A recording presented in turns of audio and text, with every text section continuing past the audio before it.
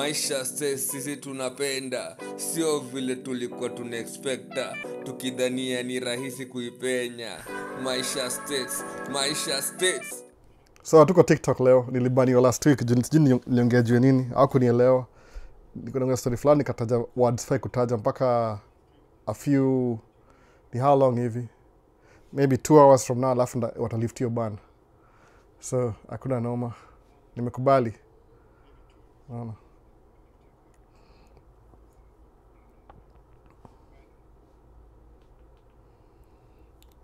So na maswali hapa hivi za kwanza ilikuwa Guru Channel.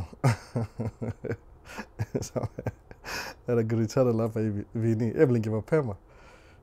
George Kwame Invictus. Uliona ile translation ya China ile kwa park ile. Liko na kaaje, simaanisha sijui kile kinamaanisha nini kabisa exactly. Alafu nini nyingine leo? We are live osa. Climate amekuwa live. Good to be here. Nani mwingine hapa hivi? Niko ndani kaka from Ruaka tuned in. Willicent Wanjiru. Alafu nani next hapa kwa Emmanuel Kipchirchir 1-on-1 live.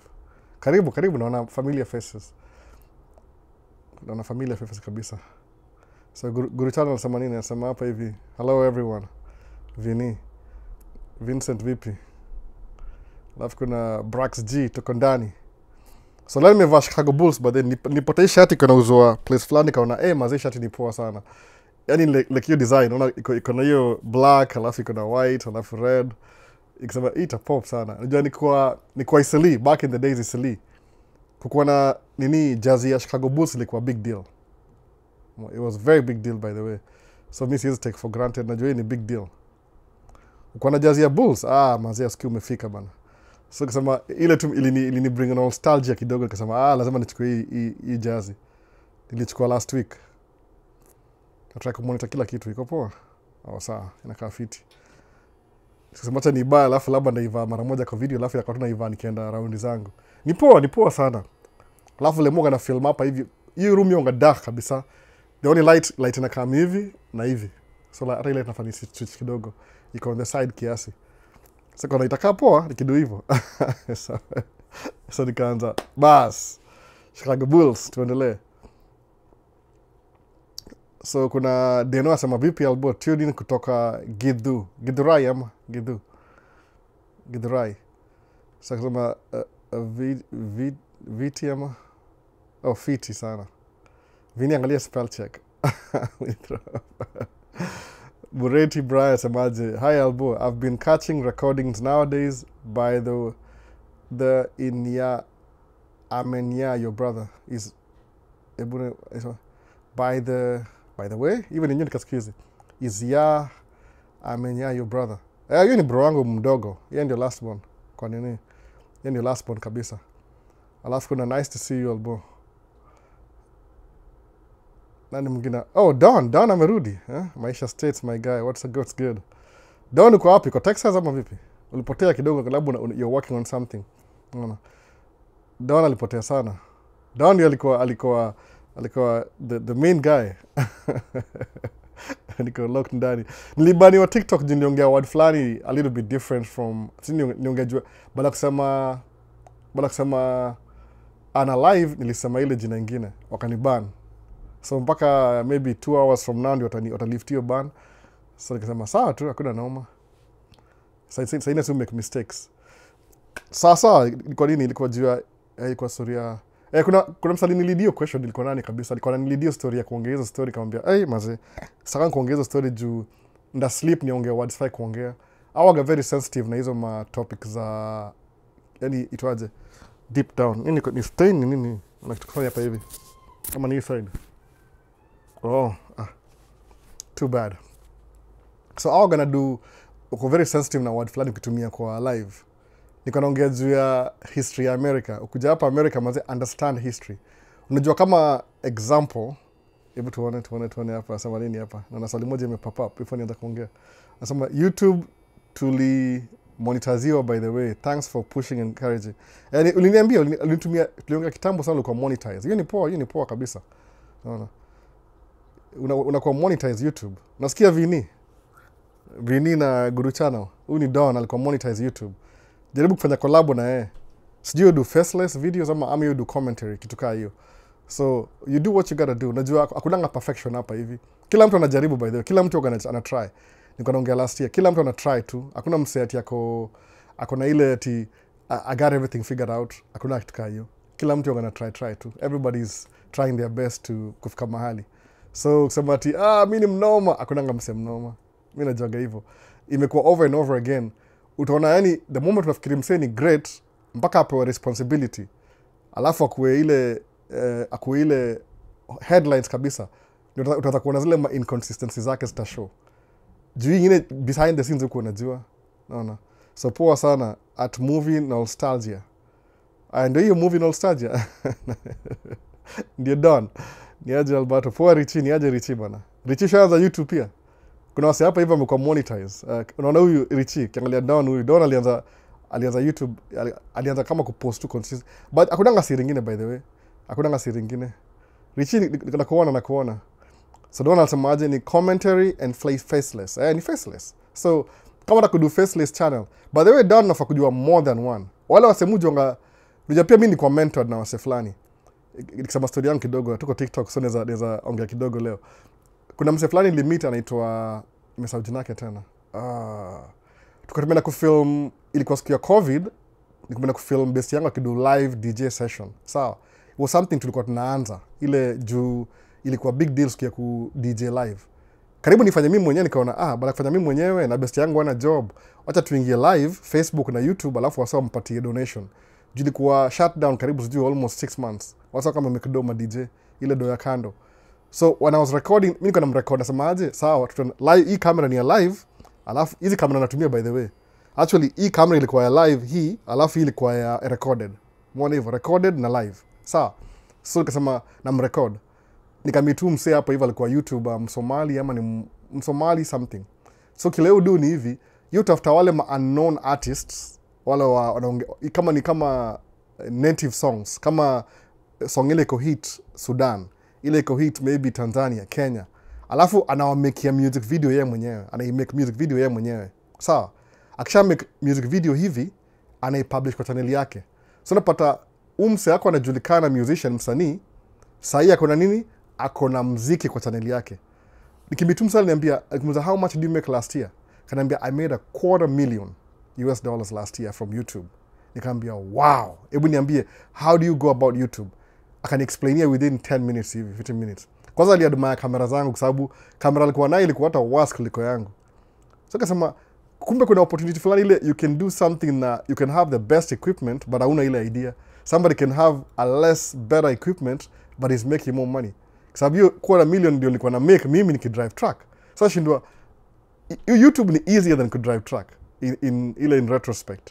So sema mazee, so kama una make tu video alafu unakula happy alafu una make dough, that means it makes you so mobile. Kanaambia yeah, actually last week 2 weeks ago nilikuwa Turkey, Istanbul.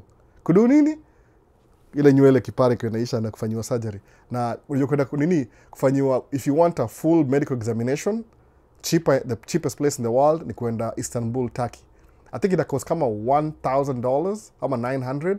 Wanakucheck everything. You can come back hata next year na hiyo do tuna travel kila kitu. The whole expense could cost you I think plane tickets na $900 na hotel kila. They cater for everything. Unafanywa all the checks. Itongaje checks imesahau hiyo jina. So hapa hivi states kufanywa check kama hizo ni kama 10,000 hivi. Juu tena moja wacha nyingine, wende nyingine wacha nyingine, you can't do everything. Kama una insurance especially, medical insurance ile you can't do some things. Unaenda ile base zile kikiumana ndio unaenda kuchekiwa kama uko poa ama uko poa. So umsana alinipatia tips ni hivi. Make interesting videos. Angalia mbali una film. Learn some film skills. Learn how to edit. Kwa sababu in the beginning hautakuwa na ile do ya kulipa mtu ku-edit. Itabidi ufanye mwenyewe. I was very encouraged by the way. Nikalan. So ndio msama kila siku you have to see somebody do something then you can do it yourself. Alafu kumbuka hakuna msee atafigure. Kila mtu figure out as you go. You won't get views in your channel if you don't post videos. Utakuwa na ile video ulipost last month vile ilikuwa noma na nobody watch. Yeah, ni noma kwako. Kama nisema hivi, siku hizi nimeanza kuchange nini yangu kidogo content. Nisema bala kudu tracking peke yake kwa sababu tracking niko job anyway. Alafu after ile accident ile happen last year msani nigonga, mpaka sasa inanisumbua hata bumper haijakuwa poa.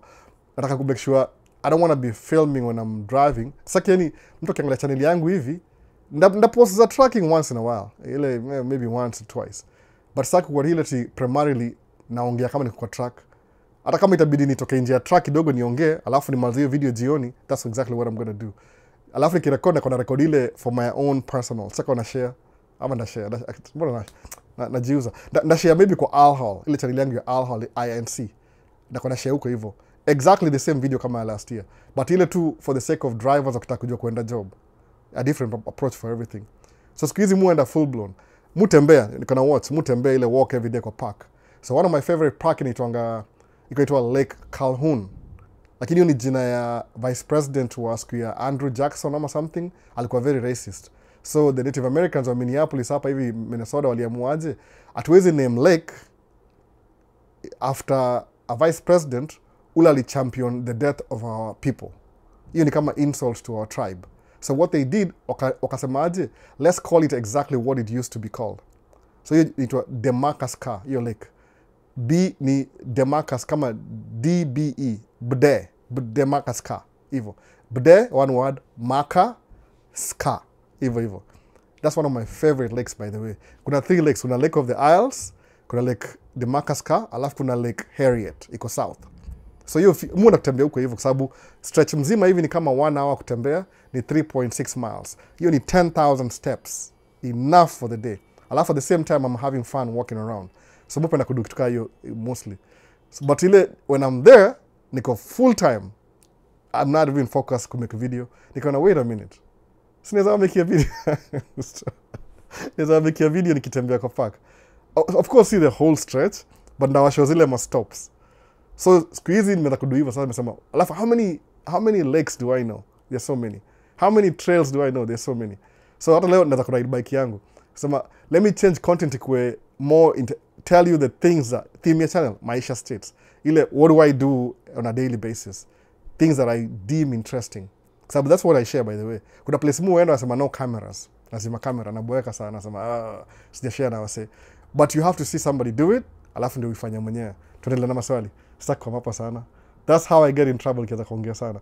So Don amesemaje Vini, by the way, Vini Don Ongori, Vini ni YouTuber sahi. Guru channel ni YouTuber. Collabo, meet mkolabo muongee. Nakambia you'll be surprised when you meet somebody else. Mtachanuana kwa sababu nikimit huyo mse huyo nimesahau jina yake tena. Alikuwa nani mse? YouTuber. Aliambia something that I told him, alianza kuidu baadaye after watching his channel. Akambia mbona unadoing hivi? Akasema that's a really good idea. So unapata yeye ni successful but he's still trying to figure it out. According to mimi. Kwa sababu anameka $250,000 a year. Muenda na do, muanga na metrics, hakunanga kitu kingine. How much do you make? $10. Okay, waste of my time. Kuna ma YouTube hapa hivyo make ma video kila siku. Wako na ma editor, wana vlog. Lakini mtu ana edit hiyo video once a week. Hawezi grow na once a week. Hawezi. Kwa sababu you can do well the first 6 months until somebody else angalia concept yako, alafu anze kutumia your concept to create his own thing. Inakuwa different. Angalia sa content yangu na, for example, Ibra kwa na making huku US ana show vitu kwa streets in maybe 6-10 minutes hivi. So mika sema okay, I like what he's doing, but he can do better. Wacha ni piggyback from hiyo idea yake vile unaona na show, wacha niende an extra step. Wacha ni washow na 4K, ni washow na drone, ni washow na labda sijaanza kuinteract na watu bado, but probably I will. Huwezi jua how many times nikivlog ama nikido anything, watu unikatisia. Nimelishia moja last time. Watu unikatisia, by the way. Every single time. When I'm doing my thing kwa park in public, people always show up. Wananikatisia. Nivile mstakani kwa kamera juu sijaongea consent ama kitu kama hiyo. So, but maybe from now on, nakona share wase. Nakona uliza, is it okay if I share you? Okay, kusema sawa. So itakuwa hivyo, tuendelee. Sitaki ku in trouble. So Don mazee, huka hapa na kina Vini. Enda mdiscuss story. Kina Guru channel. Ma YouTuber. Kaa pamoja mkwe na collabo. Juu mta exchange ideas. Utashanga sana. Because hata kama content yako ni commentary na faceless, uta learn something from ya Vini. Pia Vini ata learn something from wewe. Mta collabo. Ndio nikikam Kenya, tukakam tumitisi wote pamoja one day. One day ndakam, one day. Sijui mtu yangu iko how old sahi. One day ndakuja. So Edward Kamau asemaje, bro, niko locked in sahi ndio nadishi sapa. Pole maze Edward, pole. Sijui kana kukatia. But unaweza sikiza bila kama unakula, si ndio? Hopefully. Mukula na phone, by the way, mukula na phone. Mweka phone hapo nawasha, alafu nakula. Nikiangalia phone. Interesting. So, hope sikukatsi, kama mko na familia sikukatsi. Edward, question niko nayo, how do you balance your 3 vehicles, i.e. your 2 trucks, van, na your home car? That's aje 3 vehicles. Mood drive, sahi season ya side dump haiko very active, ni kama 1 or 2 days a week. Sawa. Kitu kaa hiyo. Dump truck ni kama 3 days a week. So musema hivi, side dump na pull trailer ya mtu. Hiyo ni trailer ya mtu, si yangu, ni yao. So they want to keep me busy na side dump so they can make money. Kwa sababu wao kula percentage of what I make. But muambia hivi, nilirudisha trailer kaambia, sitaki trailer, nipatie job na dump truck. Kwa nini? Dump truck na prioritize my own truck. Yani priority yangu ni dump truck. Kwa nini? I'm paid more money than side dump. Na sivuti trailer ya mtu, so everything inakuwa simpler. But in the summer, maybe a couple of weeks from now, next week hivi, or itakuwa busy ile kama 4 days, 5 days. So hapo dereza kubali for the full time. Kuna dere moja kwa available, mwingine you give excuse kila siku. So I don't want to risk it, ati nichukue side dump, I make less money, na dump truck imekaa. Mona. Halafu dump truck iko na more payment than side dump. Halafu you get more money. So mu prioritize kudu dump truck off season. Halafu na pack ile side dump. Ni hasara, life si perfect saa zingine. So you have to make payments kagari kwa parking lot. Which is safe by the way kama kwa pocket juu you're not driving it anyway. Halafu nime step down insurance. Ilipi ile insurance maximum na nilipata ile ya kupark ile. Sawa. So hiyo ni moja. Siku hizi nikienda job when I'm going to work tangu this year, tangu ninunue van, muwe na van siku hizi. So my personal stuff mu drive Audi. But ile kwenda job muenda na van siku hizi full time. Imekuwa ni uncomfortable, ni weird kidogo juu in the winter kuna struggle. Van can take too long to hit. So kama ile survival kitambo. But nda work on it this summer to make sure next winter itakuwa. Ama nitumie tu Audi pia. So even mu do. I drive Audi for my personal stuff. Na drive van, anything to do with the truck. Alafu na drive whichever truck and I make more money, which is dump truck. That's what I do. Ni hivyo tu. You can't drive everything at the same time. Ni one at a time. So nikianza kama site, kesho naenda job na dump truck. Kesho ni dump truck tu. Ile nyingine imekaa. Nda drive van, ndawacha Audi home kwa garage imekaa tu. It is what it is. But leo nda drive Audi, jinaenda maybe rasta drive leo. Sijui leo ni Sunday, labda sta drive. Jinaenda kucheki truck, alafu irudi home nilale. I don't think nda drive Audi leo. John niko na Audi jana though. Niko naye jana. So that's how I do it. Alafu pia si lazima niko na gari mbili. Ni ile nilibuy hiyo Audi na business. Ndio nisikue ile ku write off. Sikuwa na do enough ya kubuy truck. Nikaona truck siwezi qualify, nikabuy Audi. So it's a business car anyway. Ni kama sort of ya YouTube hivi when I'm doing my YouTube shenanigans, mu drive Audi. Mona. So ndio hiyo basi, nimeexplain kila kitu. Audi ni personal, van ni ya kwenda kwa job. Whichever truck in a priority, which is dump truck, ni mu drive juu ni easier. Alafu when the season starts, they need more trucks and there's more work during the week. Ndaambia dereva chukue dump truck full time, mimi nibaki na side dump.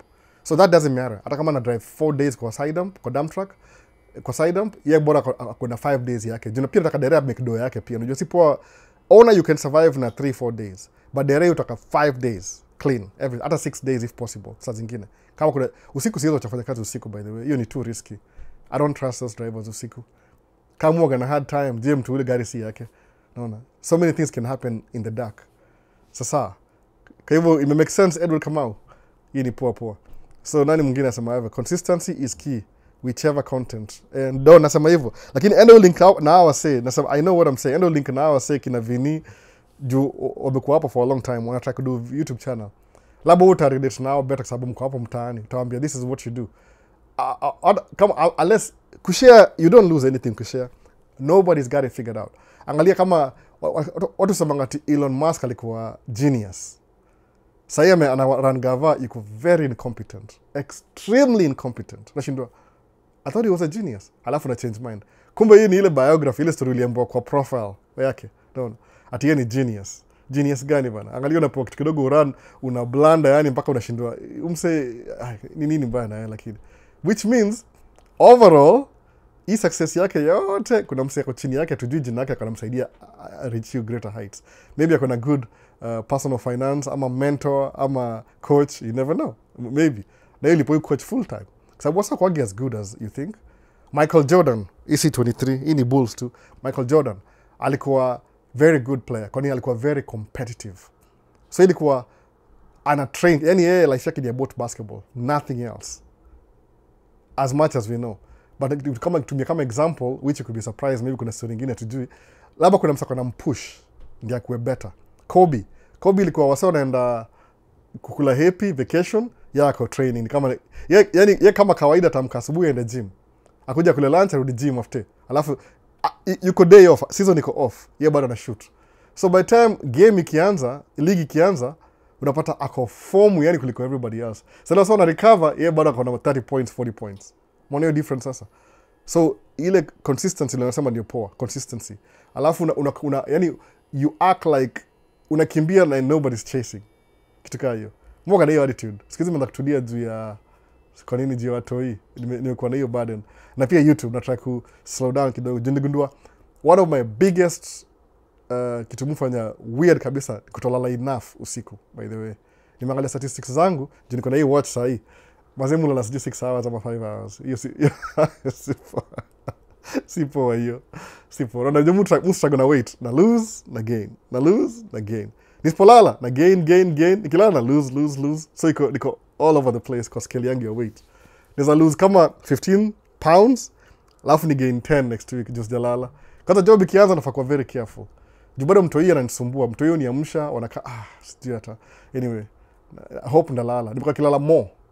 Juu nini mambo ya health ni nutrition, what you eat. Kama news, NEWS. Nutrition, exercise, water. Nimesema water. Sema water, alafu sema sana naongea kama kwa states. Nutrition, exercise, water, sleep. So sleep ndio the least important. Ndio the most important, by the way.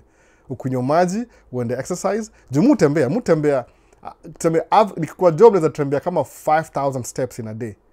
Nikuwa job. Ama 3,000 to 5,000. Juu niko job anyways. Tembei sana around the track na nini hivyo. Lakini kama niko day off kama leo nakula kama 12,000. Juu naenda kwa park, na ni fix track kwanza, nimeshow track iko poa for tomorrow, alafu naenda kwa park. Unless mvua inanyesha, naenda indoor. Hata hii video indoor nishawamekia. Ndio post soon, nafaa kuedit kidogo juu ilikuwa place. I didn't want to get people's faces kwa kitu public. Hiyo ni kitu moja by the way ukifilm. Ukifilm in public, you don't want to get people's faces. So nili try to make sure wasa wameenda ndio ni film hiyo track, mali tembea ile indoor. Itakuwa outdoor in somewhere, watu hiyo kitu. Kuna video na come by the way, ndio show tu. Maybe this week or next week, kuna so many videos zile nataka kushare. Anyway, so ni hivyo consistency. So nutrition, what you eat, exercise, water, how much water you drink, and sleep. You think sleep is not important. Hey. Ufika kama ile people of a kind, kama uko 35 and over, ama uko 40 year old hivi, alafu ulale 5 hours, uone what happens. Utasikia uko bloated, umefura. Naona. Tuendelee. Hakuna TikTok leo. Na feel poor by the way. Siko distracted sana. Bado bana watoi na job bana Buda ama bana watoi na job bana wanachukua time deadly. Ni kweli kabisa. Watu juangi historia watoi. Wata kill time yako yote completely. Na ile hata I feel kama ni time. Naweza kaa chini hivi na mtoi wangu, anacheza nikimwangalia. Niangalia watch hivi tumekuwa huko 4 hours. Shinda, wow, 4 hours. Hivyo tu. Kwanza usiku ndio noma. Nataka job kama tuseme naingia home 8, naanza kumwangalia kidogo hivi ni 10. Nashinda, how? Imefikaje 10? Tuingia bed before nilale 11. Nifunga macho hivi 12, 1, 4 nimefungua macho. 5 hours. Nashinda, damn. Singefanya hivi tena. Nashinda kwa nini? Out kwa time, but ni hivyo. Lazima ubalance life, work life. Ndio msema mfanyanga YouTube juu someone lisemaje, lazima nikuwe na kitu predefined ile inanitoa kwa hustle and bustle ya kuwa na watu kila saa.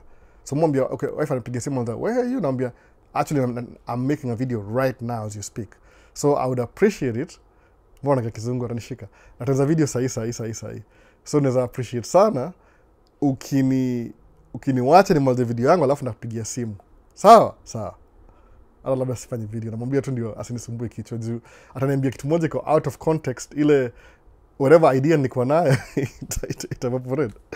Juu mu try my best, by the way, everywhere.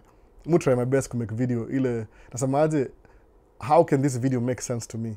Kuna wasa andika script, by the way. Kuna wasa andika script manini kama ulienda film school, kuna design fulani hivi unaweza do. Nishaona watu wa film school sana, by the way. Most of the ideas mula kwa video, hata nigundua hivi, wase wale au make video, they watch other videos to get other ideas too. Angalia, imagine hivyo. Because the person who made that video, uwezi ongea naye, maybe video na 1935. So huyu msali kufa kitambo sana. Alafu ile studio, they will never allow you kuangalia ile material yao kama walipi juni, kama intellectual property. Nimekumbuka hiyo word leo at one time. So what you do ni ile unaenda una watch video ya 1935. Alafu unaangalia the storyline, how it was shot and everything. Umeona? Kwa sababu video au samangaje ni kama 2.5 hours. I'll take 9 months to shoot movie. Alafu which means sama 9 months na 2.5, averagely I'll shoot 16 minutes a day. Averagely 16 minutes too. So mnaweza repeat scene mara 3 mara 4. Alafu kuna multi angle camera, kuna audio. So wale director seasonal, wale wanajua hizi vitu. Au ingeruhusu sana sema tu boom boom boom boom boom tumalize. Au sema juu inakaa poa sasa tuanze. Imepotea zima kwanza. Tuanze zima. Maze movie ni noma kushoot. But your idea tu nile uzuri yake ni ile it pays so well. Man, una idea. It pays so well. But tuendelee. So watu wanika script. Juu kwa YouTube channel, kama unadunga YouTube channel, the best thing, be a good storyteller. Ile introduce story, alafu introduce ile conflict in the beginning. Alafu kuwa na resolution. Alafu unamaliza movie. That's it. Okay, tulikuwa Kenya, introduction. Actually, introduction could be a summary of the whole movie. Ile kupata ile inakuwa hook. Alafu unakam conflict, ndio hii conflict. Alafu unakam kwa resolution. Alafu unaimaliza summarize what happens the happily ever after. No. Cinderella, alikuwa a very beautiful girl with the 3 dwarfs. Hiyo ndio introduction. What is Cinderella manini? Okay, ini hata sijui hizo majina ni mingi, fairy tales. Okay, Cinderella alikuwa nini? Alikuwa ule wa golden shoe. Very beautiful, akona stepmom, akona 3 sisters. Okay, that's a good life. Conflict. She's beautiful than her 3 sisters. Mama yake ni mother-in-law. Okay, hiyo ni conflict. Resolution. A fairy tale akakuja, akampatia golden boot, akavaa. Solve problem, akaenda akamit prince. Then she lived happily ever after. Summary. Unaona hivyo? Ile introduction, conflict, resolution, summary. That's how you tell a story. That's how you do a video. Hii ni kwa sababu unawatchingi 2.5 hours. Titanic. The biggest boat in the world. Okay. Wasore na England. Conflict imehit iceberg. Alafu kuna 2 hours ya people trying to get out of the boat. Imagine. Alafu finally ina sink. Alafu dem moja na survive. She lives to tell the story. No. Introduction, the biggest boat in the world. So kuna actual event that happens, alafu una come back, una tell the story in a different way. Au danganyi ni ile unaipatia structure flani, ina make sense to everybody else. It could be something people know already. Wanajua hizi vitu already. They know them already. See, kila mungu hapa hivi, you people know these things. Ukweli kabisa. See, there's nothing new under the sun. Kila mungu sema ni exactly what you guys know. Mtu kujaja states, every time nikiongea hivi, maybe the reason why you're watching ile una resonate. Kama I'm tapping into something you already know, ni ile tu na-bring kwa your face, forefront. Kama vile Richie amesema hapa hivi watoi na umeidentify. Nimeongea tu hivi umeshikanisha. Kwa nini? You have it already, you know it already. So even your life iko. Introduction, conflict, resolution. So mwoga na ile conflict resolution. Every time na problem, mwoga na try to solve problem. Nda chase your problem. I'll be obsessed over that. I think that's what makes me nikuwe na some W's in my life. W ni win in my life in some small victories. Ni make video nikuwa job post scientific. Ilikuwa temporary job, by the way. Nikuwa na 3 months probation. Violation ya kwanza walisema nilichelewa siku moja. Nilipotea, nilimiss exit, nikapotea, nikapiga hivi lap, kapata traffic. I was 15 minutes late. Check 1 strike within 3 months. Come to hii ndio real story ya Boston, by the way. Nilichelewa job one time. I was very new in America. That's my second job in America. So nikasahau exit. Bala kuenda hivi nikaenda hivi. Ilikuwa traffic, nikazunguka. Kulikuwa na accident. I've never experienced that before. Siku hizi mmoja kuna accident. Alafu ikakuwa na 1 strike. Okay, kanyamaza. The second month nikakam nikapark gari juu kulikuwa there's no parking lot, nikaingia ndani. Kuingia ndani kumbe nikipark gari hapo, the security guy alikuwa in charge ya anaingia 2 PM kama mimi, my same shift as mine, akaniona nikipark hapo hivyo. Akangoja nikiingia, alikuwa off duty. Kingia counter hivi kwenda kupanchi, akaniambia hey come here. Why did you park your car? Nikamwambia mahali kwa nini, nataka kumexplain kama I'm trying to be honest. Nilipark kwa visitors, but after the break nana ni move from where I'm supposed to be, sababu hakuna space hapa. Nimeangalia kila mahali hakuna space and I'm running out of time. Akaniambia no, you can't do that. You can't do that. Nisha punch in already. Ah man. Okay, I'll go move it then. So hiyo hapo ni karibu 2 o'clock. Kutoka hivi nje kuna watu toka 1:55. Wakaanza kutoka. Nikapata spot nikapark gari. Kurudi hivi ndani ni kama 2:05. By the time kuingia kugaw everything 2:07. So guess what? Wakasema nilipark gari in the wrong place. Hiyo ni strike 2. Alafu niliiba time ya job ile niko nimepunch in, then I wasn't working. Niko na kupark gari, which is a personal thing. Ati you should have punched out, uende upark gari alafu punch in tena. Ubaya ni ile either way, kama ninge punch out ni park gari alafu nirudi kama 2:07, I would still be late. Ningekuwa bado 3 strikes. So there was no way nikavuta job. Hivyo. That's what happened na hiyo job ya Boston certificate. Nikavuta job tena hivyo. 3 strikes in 2 months. Oh, what do I do? Kapata job ingine ya pili, less pay. Nikasikia uchungu ya less pay, kasema do tracking. Nikaanza tracking. So while I was doing tracking nilikuwa na do job ingine, nilikuwa laid off kwa hiyo job. Nikarudi Walgreens full time. Kapata job ingine temporary and I knew was temporary. Nikaingia tracking. So ni like conflict resolution. Kama life yako si hivyo, maybe it depends on your personality. Try to enforce. You can't tell people what to do. They have to be willing to do the thing you're telling them. So kama wajisikii nayo, atasema sijisikii na. State that's a pipe dream. Sitawahi enda huko. Alafu unapata the same person who's saying sitawahi enda huko, ndio akianza hivi mlango zote zimefunguliwa. Utashanga. Bila kumbuka nikiambia sijui kama niongejea wife story. Kaniambia wife ni aje? Uko chuo sija graduate bado. Why? I don't know what I want to do. Nilianza na hii 2 majors, nikaona ni too demanding, nikaingia 1 major na minor, nikaona 2 demanding. I don't even want to do that anymore. So what do you want to do? Sijui alianza na nursing, akaona nursing ni too demanding. Alikuwa nursing na psychology, ilikuwa too demanding. Akawachana na nursing, akaacha psychology, akaingia music therapy. Akaachana music therapy, akaingia sijui social work. Alafu eventually akarudishana kwa music therapy peke yake, tena akaiwacha sasa ameingia psychology tena. So which means psychology ile ilikuwa double major in the beginning, tena akakuja kama naye. Sasa amegraduate. Kamsho utarudi chuo? I don't even know what to do. Hata sisikii kurudi chuo. Nikamsho sawa. So nikamuuliza swali, why do you want to go to school then? Akasema juu kwenda shule kuna vile familia yake hakuna msako na degree except mother yake na buda yake wali meet college. Lakini sister yake mkubwa ana degree, brother yake ana degree. They don't believe in education. Hawa si wa Trump hawa. Si mnajua wale wa Trump wale. They don't believe in education. Wanafikiri ni advantage. Hawajui kama ni disadvantage. Kwa sababu last week the Department of Education imekuwa cut off na Trump. Budget issues, balancing the budget. Balancing the budget anyway. Mimi nishaona hiyo game already, but siwezi sema, acha ninyamaze tu, isi political. Naona hiyo game already. So wana reallocate though. That's the game. So ni hivi. So ajaenda chuo, nikamwambia wife, si basi learn to drive truck. Akasema I would never do that. I would never drive truck. Kamza kwa nini? I would never. Kamsho sawa basi. What about school bus? Kuna msafiri kwa najua best yetu family friend, akona school bus company. Inaitwa MTN. Ni family friend in a way, acquaintance. Tunamjua and we know him from kama family base hivi, kama si professional, personal relationship. Alafu kuna ule one of the employee pia kwa family friend wa wife. Akamsho kuja, we'll train you for free, takupatia route, it's very easy. You just pick up kids, you go to the school, unachukua watoi kwa basi, unawa drop off, then you go your way. Alafu unakam tena jioni, yani basi inaanzia shule, na shule unachukua basi shule, you go around the neighborhood, unapick watoi, alafu unakam unapark shule. So malulianzia unamalizia hapo. Alafu watoi wanaingia kwa inaitwaje? Wanaingia kwa chuo. At 2 watoi wako chuo already. Basi ziko hapo ready, wanaingia kwa basi. Then you go the same route, unawa drop off, alafu nakama unapark basi. Alafu that's it, done.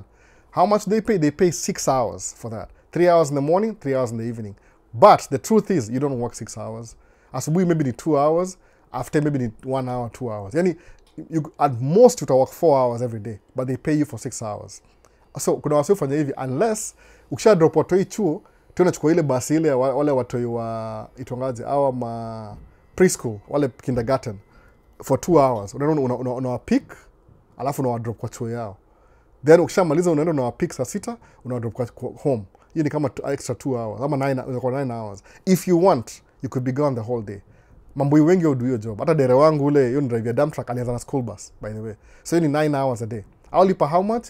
I think ni $28 an hour kwa school bus depending on experience yako. So wife akatrainiwa. So she was going to use school bus kama kuna mtoto yule my son ule mkubwa. They were going to school mpaka alimwekea cassette kwa basi. Juu basi kwa imejaa anyway. Kuna viti ziko empty. Juu watu wote wa hiyo route. Guess what? I saw siku moja kidrive basi akanipigia honi. Baba. Hey, anadrive gari hivyo kama confidence. Kama hey, kwani huwezi drive truck? Ati ya truck siwezi but basi nimezoea. Kama do you know anything about dump truck? Asema sijui dump truck ni nini. Kambia dump truck sasa ni kama basi, you don't have kids. Uko na mchanga nyuma. Really? Kambia of course kuna class B already ni school bus. So kambia no but I want to akasema anakuji challenge. Atakaenda afanye class A. So what happens ni hivi, hiyo sama wasio kufunga chuo watoi nilimlipa do nimpampe hivi, I can't give you the whole amount na kupatia 1000. Fanya hivi, use your credit card kuswipe 3000 uingie on the training ile basics. Every month I'll give you 1000 ulipe naye credit card yako mpaka iishe. I paid for training by the way. Niko 1000 every week. Baada nikapay off kila kitu credit card yake 1 month or 2 months hivi. Ubaya kwa itumie hiyo do kulipa credit card alikuwa naikula. So, another story for another day. So anyway, then she got her class A. Guess what? Wife kuingia chuo, she was very good at it. Very good at it. Chuo. Alikuwa ni mpaka aligraduate ile ilitongaje ile nikaona drive ilitongaje kitu simulator. Uko ndani ya truck but ni ma computer tu na steering wheel na gear na kila kitu. They had a simulator. Ni kama it feels like a truck, iko na mashocks kila ina shake alafu una shift. So alilearn within 2 days akaimaster. Aya kwenda kwa pre-trip 2 days akaimaster. Kamsho wewe hata ufai kuwa hapa hivi kwa nini? Just go work from home. We'll send you videos za lecture kama uko. So alikuwa, but I want to come. No, you don't need to. Wewe kaa tu kwa hivyo. Kuja bus once a week. So akaanza chuo once a week. Friday, Thursday, Friday, 3 weeks akamwambia, I think you're ready for training. So before in the training, every weekend akona come kwa parking pale Malimu Park Truck. Nampeleka pre-trip. Tunazunguka truck naambia, what is this? What is that? Ananiambia. So tulifanya test yake ya ile written test ni ile unafanya ile computer based ile theory, alafu practical ile una explain functions of truck. Guess what? Tulikuwa na ile index cards. We did that like 4, 5, maybe 8 times at most. Wife alienda CDL test hivi, the first day, the first time, ali pass. Nikamwambia, now you see, when kuna resist idea ati utaka do tracking, mimi nilienda 4 times test. Nikapoa 4th nilipoa license. Nili fail 3 times before win the 4th time. So people who think ati aona your ability end up being excelling than everybody else. When I get your point sasa. So si underestimate, maybe you haven't really thought about it, but it's easier than you think. Tuendelee. So Richie, ni Richie, iko nani? So, hey Albo, someone deleted my quiz last time. In plant operator, which machine is usually used often in the US? Talk about forklift. Forklift is not the best, by the way. Liz Ndungu. Forklift ni kwa warehouse. Ile shelf. Warehouse. Warehouse yoga na kama 4 floors ama 5 floors. So inaingia chukua mzigo. Forklift, the most used machine kwa construction site ni bulldozer. Itonga bulldozer. Caterpillar. Ni bulldozer. Dozer. Sitanga dozer. Bulldozer na ile backhoe. Ile inanaga hivi ile. Ile na scoop hivi. Na ikana mkono iko opposite. Backhoe. So backhoe na bulldozer ndio the most used kwa construction. The most. Ile grader ile ni kama ni barabara. But every construction muenda. Na ile front loader ile inachukua hivi, front loader inabeba juu inamwaga. So tuseme hivi the big four ama big 5, big 4. Kuna dozer number 1, alafu kuna ile backhoe, itonga backhoe, ina jembe kwa nyuma hivi. Backhoe number 2. Alafu kuna roller ni very rare but tuseme hivyo. Alafu kuna ile kale kadoza itongaje kama itonga skid loader. Ni kama front loader ndogo hivi, small size. Hizo ni every job muenda lazima zikuwe hapo. The first thing ukiona tu backhoe, kwa sababu every time unachimba chini, when hii backhoe inachimba inachukua excavating, inatoa mchanga hivi, ile dozer inaipush towards, inaipush, alafu pia ina grade in a way. Unajua dozer pia ina grade, inapush mchanga alafu tunaloadiwa. Suppose kama ni basement hivi, basement nita break ground na hiyo backhoe, tasimama hapo hivyo, iscoop, itoe uloadiwe, itoe uloadiwe, itoe. After 3-4 trips hivi, itaenda to the side, ianze kuscoop kutoka chini, ile dozer itaingia hapo kwa hiyo shimo, ianze kupush hiyo mchanga. That's how they build ile foundation hivi, kwa sababu chimba chini. Kwa landscaping ile tuseme they trying to build a building na parking lot, wata scoop ile general, alafu kuna hizi ma specials zitwangaje, zina scoop zikistraighten hiyo land, nimesahau jina, ndawakia picha sikumbuki jina. Ni kama hiyo inaenda hivi chini, ina scoop, inajaa, alafu inamoga kando. But hizo mostly hizo work ni off-road, hizo work before trucking zikuje. So bulldozer, backhoe, number one kabisa. Mimi sijui kudrive. I'm pretty sure nikienda training ya bulldozer, maybe 1 week I'll figure it out. Kwa sababu nishaona how it works, nikujua tu functions. Daily, ukiangalia job zangu most daily ni mabackhoe na dozer. Daily kabisa, by the way. Hizo ni number 1 kwa construction. Lakini forklift ni kwa warehouse. Kenya itongaje? Go down. Hiyo jina go down, warehouse. Mali unastore vitu in bulk, ndio forklift. But kwa construction site, dozer, backhoe, number 1. Na ile small, ile skid loader, ile kale kadogo kale. Unaona? Kale ni kama kubeba equipment hivi. Kuna other equipment, but hizo ni number 1. Ile mtu mia mostly, autumia mostly kwa every construction. Huwezi kosa hizo mbili. Sasa, hope nimeansa swali yako poa. So trending anasema nini? Congratulations Don Ongori. YouTube yangu ilienda, nilipigwa strike 3. Reused content commentary.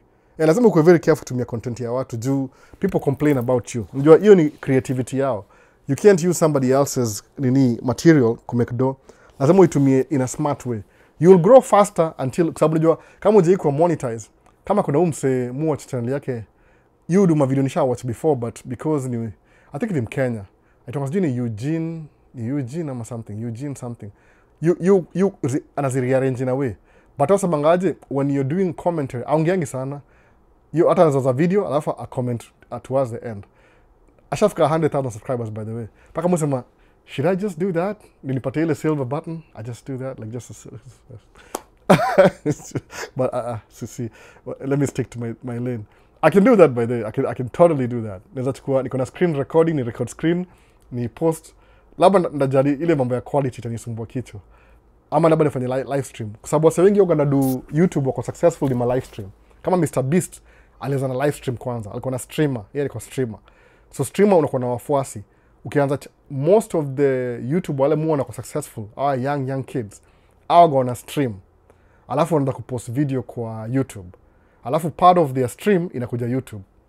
Hata Ibra alikuwa 100,000 TikTok. Kuingia YouTube, watu half wakamfuata YouTube.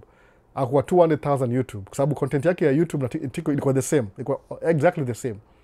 Mbona exactly the same. Ile YouTube, alitaka kuiweka kwa ile, nitwaje?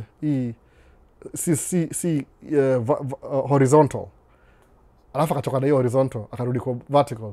Alafu akakuwa na mtoi. I know how that happens. Msako na mtoi hivi. Unless you're very rich. Hata sijui. Mtoi lazima itakuslow down either way.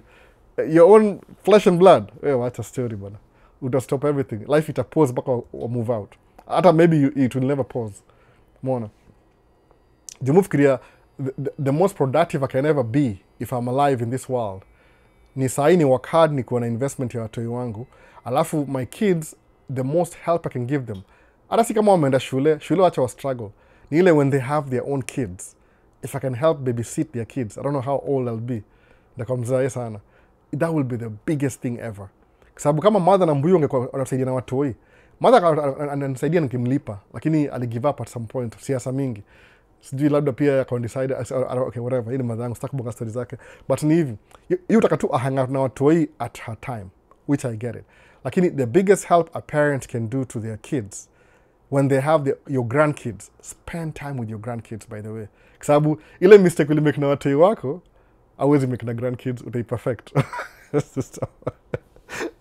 So that's why my grandma waga the sweetest people. So I was this is my kids, man. Watoi wangu I was trying to figure it out. Lakini ushagu kuna ile experience. Umeona? Tuendelee anyway. So Don, uko na how many subscribers? Mufuata channel yako, ulinitumia nilikumbuki jina though. But muifuata. Anadu job poa though. But we'll follow Don's direction. Commentary faceless. Yeah, ongea na yeye akwambie. Unaona? Hata kucharge shauri yako. Kucharge ni ameamua hivyo. Unaona? Ile knowledge uilipie. Maswali zimekuwa mingi, nimemiss nini bana? Kumbe hivyo hizo move faster hivyo. Hebu tuone. Jaribu faceless. I don't think faceless ni smart juu vichi nakwambia ukweli kabisa, but start anyway. Mimi nakwambia ukweli ile from my point of view. Faceless hizo zina rise, alafu zina drop so fast. Alafu itakuwa irrelevant. Kwa nini? Juu whatever you're talking about lazima ikue trending kwa faceless. Lazima ikue trending. Mostly faces ni si evergreen, ni vitu zina die out. Sababu you explaining something haita make sense next year. So lazima ukue at the top of your game. But either way, you're not losing anything. Ukianza ile hustle ya kudu video utalearn nayo. Probably utaanza na faceless, alafu at some point useme it's dying down. Alafu rudi kwa face sasa. Alafu by that time you'll be older, wiser. Juu ile experience ya kufanya hii faceless itakuichanua. Kwa sababu unajua kuongea hivi sasa kabla mimi naongea. Si rahisi hivyo. You need to have the ideas in your mind. And I mean, nilitry kusema aje, wacha niongee Kingoso. Nikapata niko very careful kiongea Kingoso. Juu hiyo si natural state. Alafu kuna vitu pia niko uncomfortable kuongea.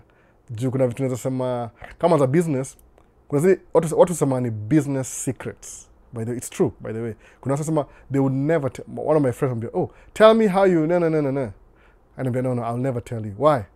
Those are my business secrets. Nikacheka tu. Nikamwambia tu, so you think those are business secrets? Hata ajui kanajua everything he does. Ni ile tu sijapata opportunity ya kuifanya, by the way. Nikamchekelea tu. Kusema, kumbe that's what you think of. So juzi akaniuliza idea ati niaje? So nifanyia hivi na hivi na hivi, nikamwambia, hata mimi niko so busy by the way. Kwa nini unanifanyia? Sikutumia jina business secrets, but nilitumia hiyo business secrets subtle. Ilikuwa very subtle. Nikamwambia tu, I got my own problems to worry about. So ni hard sana kufanyia wewe kitu kama niko na problems zangu. If I get your problems, ndakuwa na add to my problems. He got it. Kwa nini? Nilimuuliza one thing ananiambia business secret. Okay, ni hivyo. So you come to me for free stuff. Mimi nikuuliza one question, unaninyima. Okay, so sawa basi. Let's play that game then. No.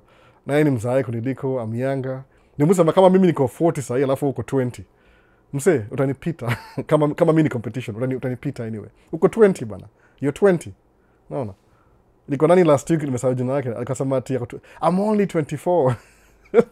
Kidding me? America was saying job kama wako 16. Hata 15 by the way. No. Watu ingia kama wako 15. Wacha kunicall Virox. Stop calling. Niko live Virox. No. Watu ingia kama job 15, 16 watu wameingia job already. No. Yakoga hivyo. So kuja hapa hivi kwa Richie, hebu tuone Richie semaje. You can follow that by the way. It's very easy. Musema if you can do reaction videos ama ile faceless, you'll be very successful. But see evergreen, next year itakuwa very irrelevant. You'll have 100 irrelevant videos on your channel. Alafu YouTube ni merciless. If you make videos and nobody clicks, inakurudisha to the bottom. No. Ama stop ile consistency, unarudi back to the beginning. Kwa nini? Ni business pia. No. It's not like your videos are not so good. Ni ile I gather ile views linataka. So mu try to understand your algorithm na ijua in a sense, but capacity yangu na time ini allow kudu hizo vitu. Umeona? Atuma clickbait. Itakam na record sasa. Itakam baadaye. Nimeka backup leo juu last week nililose audio tena. Camera ilidedi. Sijui last week kama 2 weeks ago, something like that. So faceless ita work, but ni short-lived. Suppose kama uko na faceless about Trump, sahi. 4 years from now, yes, he's president anymore. How is that relevant? Nobody will watch that. But suppose ungejua how to start a business. 10 years from now, it's irrelevant. No. Haitaipotea. People, it's the same thing. Unaona? Kama ile Shaquille O'Neal alisema the dumbest guide of starting a business. That's the book he read. Imagine, hiyo book mpaka leo ilikuwa published. Ilikuwa first published ilikuwa sijui which year. There's I guess 80s maybe. Hata sijui. Niko na hiyo book by the way. The dumbest guide to starting your own business. It's ever living.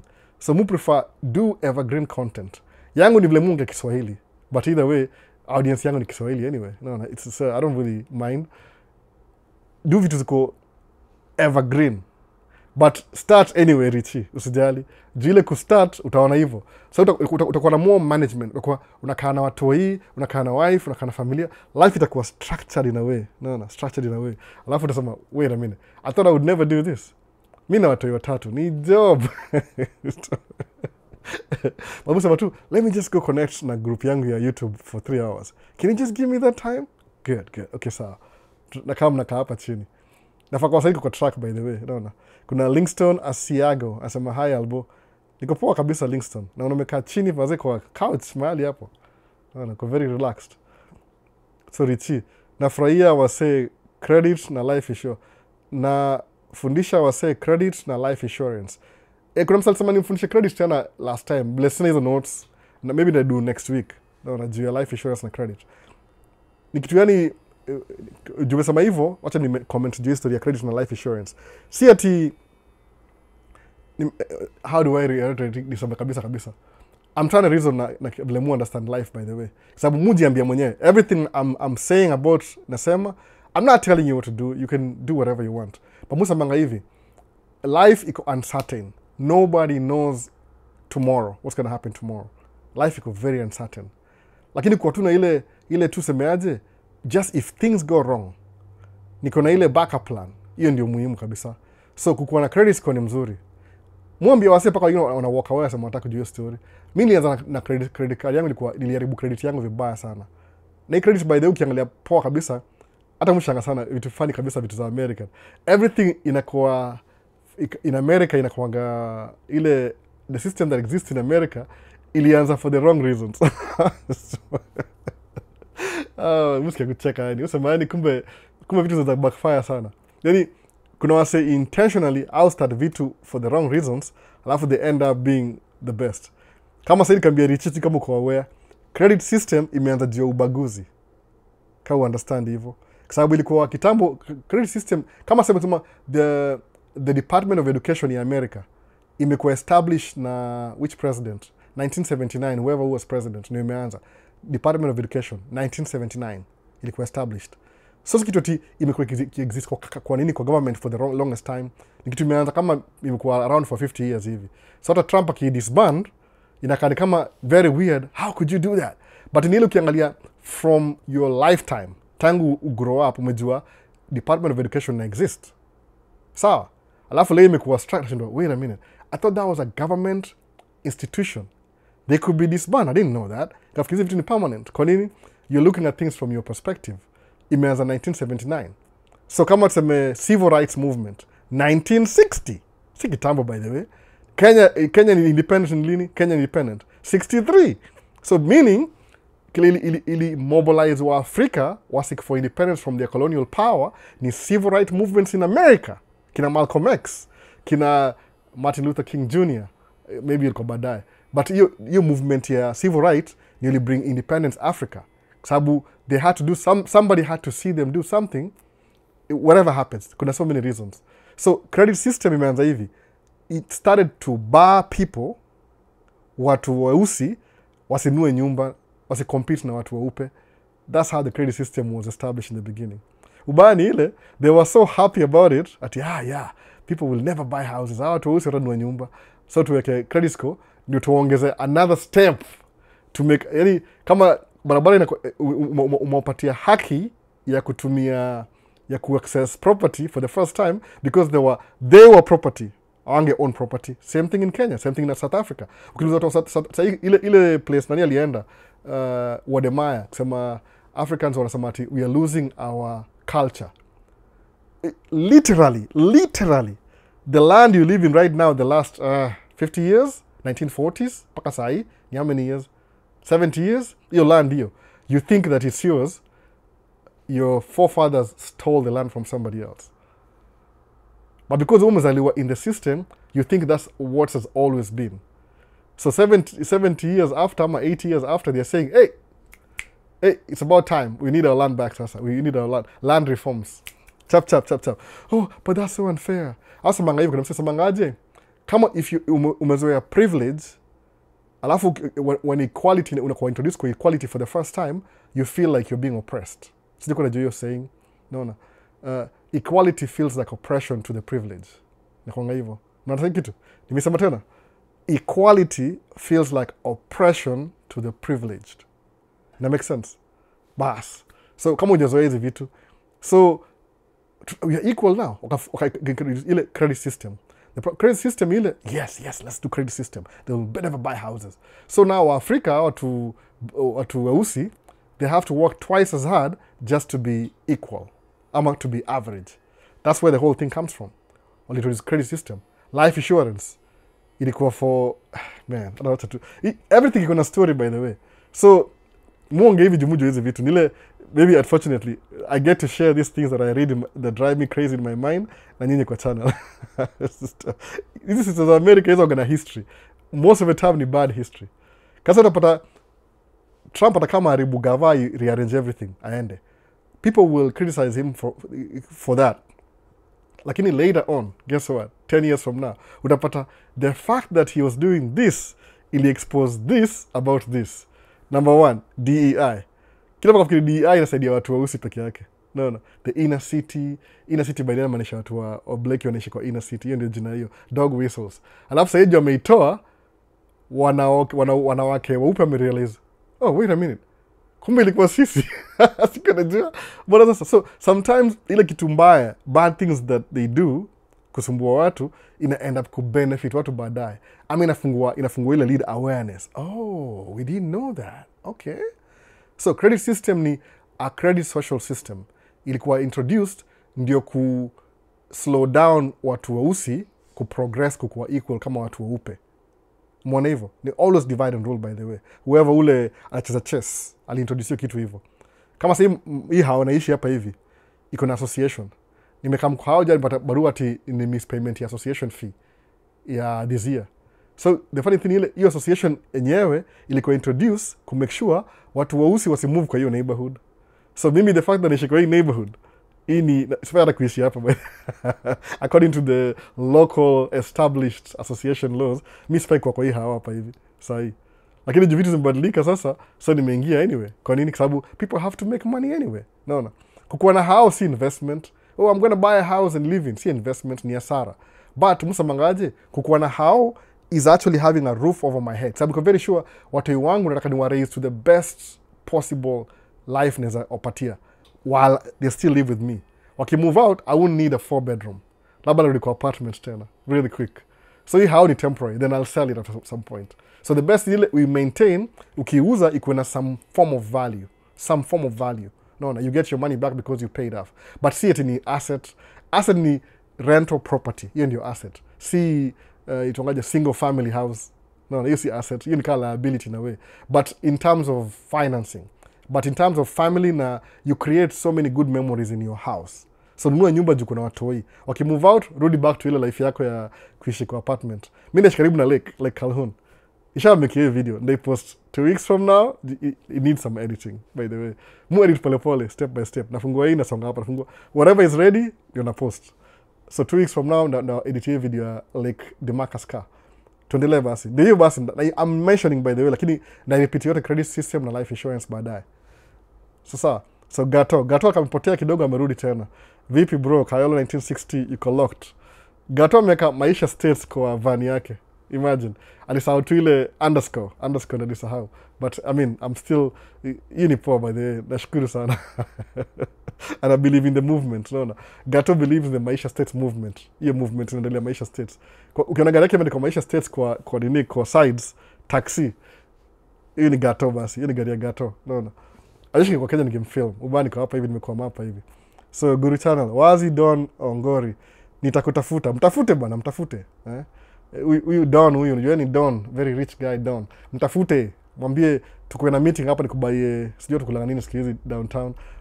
nini downtown itongaje CBD terminology ya America before niuliza na mtu naona Gato Palma vipi akampotea kidogo akamenyamaza tu chini ya maji. So trending 254, unatumia kamera gani right now? I'm planning to venture kwa live football streaming. Mutumia kamera gani? Kwa hii ya live ni Sony A6600. Nilinunua 4 years ago. Sony A6600 ninatumia. Ziko mbili, hii hapa na hii 6600.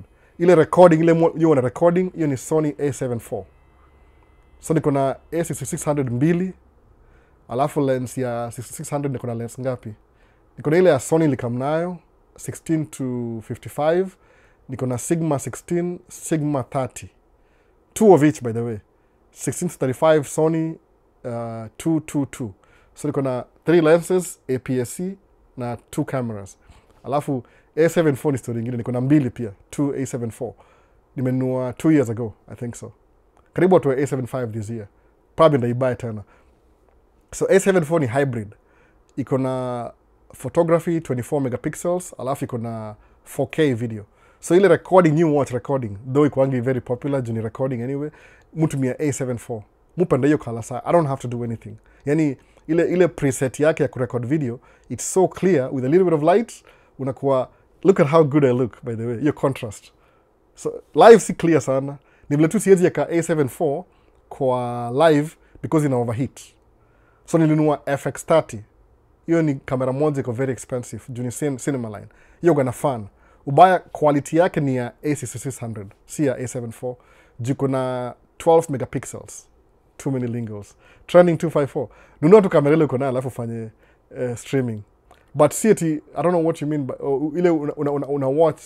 Chunga usikue strike kwa sababu ni content ya mtu mwingine. Kuwa very careful na ukistream na soccer. Labda do commentary. Just find the, samangaji ile learn the rules of the game and play the game by the rules. Hivyo. Usitumie content ya mtu sana alafu ubuild channel uanze kugrow alafu ku-extract down. Focus na kitu ile your own creativity. But either way, hata kujaribu ni afadhali, unaona. Musa mangaji ile, one of my most favorite quote. If you're not failing, sikia kitu, if you're not failing, you're not even trying. So hata uko kwa game, yani if you're not failing, hata uko kwa hiyo game yachezwa hapo uko hata uangalie, nika wasana watch mechi iko huko nyuma, game inaendelea huko nyuma, wewe unaangalia huko. If you're not failing, you're not even trying. You have to fail, by the way. Lazima uende embassy unyimwe visa, ndio ujue muhimu ya kupata visa. Kwa nini? Inakuwa more personal. Inakuwa na personal vendetta. Mimi ndi fail tracking 3 times. Okay, the 4th time nilikuwa najua this is a big deal. Nili fail, succeed. Na siku give up. That tells you something. Kama nili fail ka give up, you would never know. You will never know. I stopped trying. But if you're not trying, you're not even, if you're not failing, you're not even trying. Kwa nini? You have to try and you'll fail. You're kama a play of words. So where answer to? Answer channel, iko shut down. You learn from your own mistakes. Because nobody's got it figured out. Ukweli kabisa. Mimi sikidanganyi. Anybody you think is a genius, utashangaa ni kama wewe tu. Hata labda uko better kumliko ni vile tu yako akona loud mouth. No. Mimi si mimi kama sasa mimi nasema hivyo. Mimi si mnoma kudu YouTube. Oh please. Kila najua ni ile maybe nilibuy A7 phone kajaribu kudu live stream kona it looks so good. Sema albo, waje kamera yako inakuwa so clear hivyo. Ni ile tu ni positioning. By the way, nikienda outdoor, acha niambie kweli kabisa, maybe my YouTuber Vini ndio usema reference. There's something that nikienda outdoor unapata hivi. Kama jua iko hapa na una face jua, sasa ile camera unakaa poa kama jua inakuface.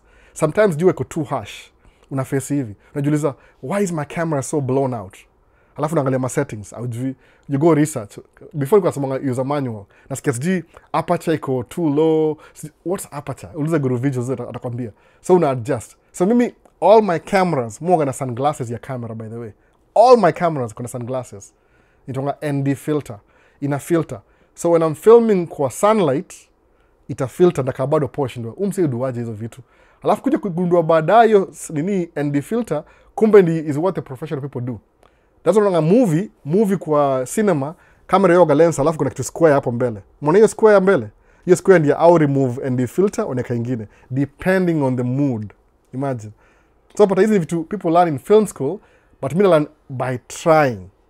Unaona? Ile tu na kama na gonga ukuta nikilearn. I don't even know what I'm doing, but I'm still doing it. Unaona hivyo sasa? If you're not failing, you're not even trying. Imagine hivyo. Game inacheza pale nyuma wewe unaangalia the other side. So you will never know. You'll never know. Try, you fail, ndio useme, "Woo, nilifungua channel." Guru channel ilikuwa shutdown. Ilikuwa jina moja poa sana baadaye kwa nayo. Ilikuwa Guru Visuals. Ilikuwa shutdown. Saka za jina moja Guru channel, which is very hard to say. Museme hivyo kila siku. Lakini ikakufa moyo. Sikufe moyo. Go back useme aje. Kama mimi nimeshutiwa down TikTok last week. But then ni shut down TikTok, by the way. Julie, I said one word I'm not supposed to. Nika violate ile community guidelines. So maybe ita come back in the next maybe I think an hour and 45 kama ndako hapa bado, because track yangu nilitoa bumper. Sija fix bumper bado, by the way. Bumper iko off ya track yangu ile niligongo ile. Nilitoa yote, by the way. Ala kuna bolt moja imekwama, sijui naitoaje, but ina ishughulikia baadaye. I don't have time. I'll pay somebody to do it. No, baadaye. Si sahi. Si hiyo imekido. So ndio sababu hivi trending, nunua kamera tu alafu uanze. Just start. Tuseme ati kamera yangu ni A6600. Nunua kamera uanze. Unaona? Sony hizo nga somewhat kuna flat profile. Canon yoga the best, by the way, for color correction. The reason why ninunua A74 is because inakaribia Canon. Alafu Canon ilikuwa too expensive. Unaona sasa? Kisema hata ningie Sony ni cheaper kidogo. Sony moga na lens moja G Master. Moja tu. Maybe mbili. Moja ama mbili. Everything else ni aftermarket. Sigma, Sangyang, wana allow vitu kaa hizo. Canon na allow hivyo. Everything ni Canon. Wako ile kama Apple. Apple, everything iko kwa kampuni, within the company. Sasa, wewe anza tu training 254. Kwanza jina yako ni poa, training 254. Done. Sure thing. Whoever needs assistance, Albo, got my content. Reach out. Sasa, you can team up together, down, put ideas together, na hizo makamera, mtoe content moja, ikuwe number 1 kwa kila mtu. That's it. No. Kwa sababu, mtadu kitu so exceptional, watu wajaiona before. Alafu, everybody will navigate to you. Alafu itawapatia status. Alafu mta leverage your status to make money. Watu understanding how you make money kwa hizi vitu. Una build status, una build a crowd, alafu you leverage the crowd to make money. YouTube ni free. Is it really free? No, it's not free. Why? Because they have to pay you for your content. Sindio? But they want to take you seriously. They want you to make content people want to see. Then they will give you a share of the profit. Mwona hivyo. So they are willing to give you money. But when you're not serious, they still use your content for free and they don't pay you. Mwona sasa. So you're missing out. Kuna level fulani wanakupatia ya nini. I'm pretty sure in the beginning they were paying everybody, everything. But lazima wafanye hivyo ni kweli. Kwa sababu they know whatever their content see how. Mimi, I'm sitting here making content for YouTube. I'm the one working. They're the ones making money. So I'd rather be the best so that I can share their profit. Kwa sababu ni company at the end of the day. Iko na shareholders, iko na vitu mob sana zinaendelea huko juu. You have to make money for the owners. Mona. So ndio hivyo basi. So ndafanya hivyo. Anybody wants to reach out kwa Don, niambie alafu nampatia contact, reach out. Make content. Mimi nataka kuiona, by the way. I want to see the content. These are my ideas. Kwa sababu I will learn something, guarantee. Tuendelee. I'm open to learning new ideas. Mix na watu, kwa sababu mimi nakwambia kitu moja. Niliona na Ibra, ilikuwa the first time aliniambia, come to do content. Tukaenda Cinco de Mayo. Gafika hiyo place kapata, very uncomfortable environment. Ibra katoa kamera. Akia nani. Kisema umse ako in the zone. Yani, Ibra kingia pale hivyo is like he doesn't care. Ako in the zone. Immediately. Whoop! Kisema, I will never do that. Kajuza, wait a minute. What am I trying to do? Wacha nitoe kamera mimi. But then, siri Ibra niko na kamera mbili. Yale kwa na cell phone. Niko na GoPro moja hapa hivi, nimeweka kwa shingo hapa hivi, alafu nimeshikilia moja kwa mkono hivi. The problem ile, I was feeling uneasy kurecord watu. Because people don't even care. So, tulienda ilikuwa 2 years ago. So, kuna some any pressure, make sure this year niende Cinco de Mayo. Last year, wali change venue, kufika kapata mvua ilinyesha. Cinco de Mayo, May ni siku ya mvua, by the way. So, most likely, unless weather ikuwe poa, chances are uliza miss the whole parade. So, last year, we do parade very early in the morning, alafu ile kwa park ikakuja late kidogo. Alafu mvua ikanyesha, ikadisperse kila kitu. But this year, I will try ni follow from morning. Kwa sababu nakulipisha last year. It depends na weather. Kama seme last year, it was too warm, no lake was frozen last year. Hakuna lake ilikuwa imefreeze. So we missed out on frozen lakes. This year imefreeze juu ya baridi. Nimetake advantage. Nimetembea kwa lakes ngapi? 3 so far. Frozen lakes. Lake of the Isles, kulikuwa na ile Fallen Lake, alafu naenda kwa Cedar Lake. Cedar Lake sija post bado. I think I'm still editing your videos. Sija post bado. But Lake 3 nimeenda frozen. By the time naenda the following week, ikatakuwa na freeze. So, too late. 2 weeks ago, I think, nilifanya hiyo video. So, sasa imeenda kuanza ku warm up sasa. Tuko tunalinga around 0-2 degrees hapa hivyo Celsius. Ile ya Kenya ile Celsius. Si Fahrenheit. Sikizi nimetaka kutumia Fahrenheit. Hii inanidanganya. It makes you feel good. It's what you want to hear. Mona. So, collabo na wase utashangaa. Every time collabo na mtu, mu learn something new. Kweli kabisa. Hata siku hizi content yangu si ya kingoso sana. So wale wase mu meet nao ma YouTube hapa inze, I'll do different content than mimi. So tuwezi collabo juu ita make any sense. Kama kwa hizi za mandai nini, mu meet wase by the way. Ukiangalia poa kabisa kwa video zangu za ile ma Supercar Saturday. Utaona kuna wasa kwa kamera hapo. Tushaongea nao already. Ile uwezi jua ile tu we are doing our thing. So collabo. Ni ile tu content yao ni different from mimi. Kama kuna mmoja ni anapiga picha, anado video, alafu anazipost Instagram for his business, yani videographer. Mbona hiyo difference sasa? So si kama mimi. Mwambie, what do you do? Me truck driver. Oh, ajua hiyo nini? Ajui mimi sitafutangi job yangu iko tu. Iko set already. So tafuteni Don akufundishe faceless channel. Anajua hizi vitu. So Guru channel, trending 254 for live streaming, look for camcorder. Nitafute I'll what? A small advice about it. I'll give you a small advice about it. Kitika hiyo. Akamaliza kutype. Alikuwa excited akapita hizo words. Unaona? Nipe content ama email. Enda uangalie Guru channel kwa TikTok ama YouTube. YouTube ya Guru channel utamuona. Sasa trending 254. Share ideas bana. Mkikam together mtashangaa. Sana. Labda mimi ni hiyo perspective. Not everybody is the same. Kuna wase ultra maybe kuna wase wajui communicate vitu zao. Kuna wase ultra keep results to themselves, but wase share ideas ndio au succeed, by the way. Mu believe hivyo in my lens of understanding things. Wase quiet au na kivyao, kuna wase quiet tu. So na training so hivyo angalia Guru channel alafu mtajua mnaendaje after that. So nipe email yako. Usiweke email hapa kwa live. Umeweka live. Oh man. Sawa. Guru channel sawa basi no. As at Guru the African Traveler. No, at trending 254. No. Sasa usiweke hii ni public forum sasa. Usiweke anyway, so hiyo wale mademu wote wajisikia nyinyi shauri yenu. Watakama muangalie live waseme, okay, umse tushampata kareda. Naona. Ongeeni kwa personal hivyo. Usiweke kwa nini? Kibe reacts. Naona. What if I become the niche and post different niches? Naona. Sasa what if I become the niche afa nacheka and post different niches? I don't know. Mimi sifanyangi hizo. Musa mangaje? My main idea ni hivi. Ikidu video musa mangaje? Nitakuwa often imitated, never duplicated. Kwa nini? You can't be me. You can copy me, but you can't be me. Naona kwa nini? Sababu by the time una figure out what I'm doing na mimi sahi, alboyo ongea juu. Kama nina kwa chat GPT kasemaje, wacha niangalie description ya Maisha States. Nikaiangalia, nikacheka tu yani. It was trying its best to explain what my channel is. Lakini unapata hivi, by the time unani copy ili kwa idea ya last year, nisha move on kwa idea nyingine. Kwa nini? Because I met somebody else. Yani often imitated, never duplicated. Hii ndio story ya kuduwa mwenyewe. So when you're doing it, wewe mwenyewe unakaa kwa kamera unaongea hivi kama mimi sahi, you can't duplicate somebody else. Hauwezi. Inakuwa unique, inakuwa because you're expressing yourself as yourself. Unaona? You are the only you possible. Hakuna kitu yani, huwezi kuwa ati Guru channel ni Guru channel.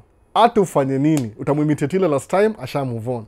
Next week amechange nini. Huwezi keep up na yeye. No, najua mwishi in the same, hata kama mnaishi in the same house, huwezi keep up na yeye.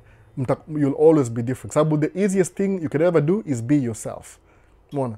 So utakuwa often imitated, never duplicated. Kwa nini? You're becoming your own authentic self mbele ya kila mtu. So mu amini, because I have things that I read, I don't read as much than I used to. Kwa sababu nisema hivi, niko na buy my books. Tukaza mtoi mmoja mdogo huyu last born huyu kubuy books hivi, anakam kwa shelf anazitupa zote chini, boom boom boom. So I'm acting like I don't care. Ndio wife asinipigie kelele. Anambia, why are you messing with my books? Nile says to hiyo asira. I learned, by the way, nimelearn kama parent, you should never scold your kids for something dear to you. Ni weird. I'm very weird. So when I yell at my kids about something or me damage property yangu, they will never understand. I used to do that in the beginning. Wife is cold, I think about it, nikaenda kwa timer kusema, this is stupid. Kwa nini? Because na treat my kids as my colleagues. Ama my siblings. Hiyo si fair enough. Wacha niambie mtoi, hey, this is daddy's camera, okay? It's very expensive. Daddy can't afford this camera. So please,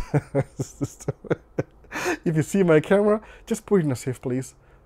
Don't throw it in the ground, it's gonna break. It's very expensive. So una negotiate.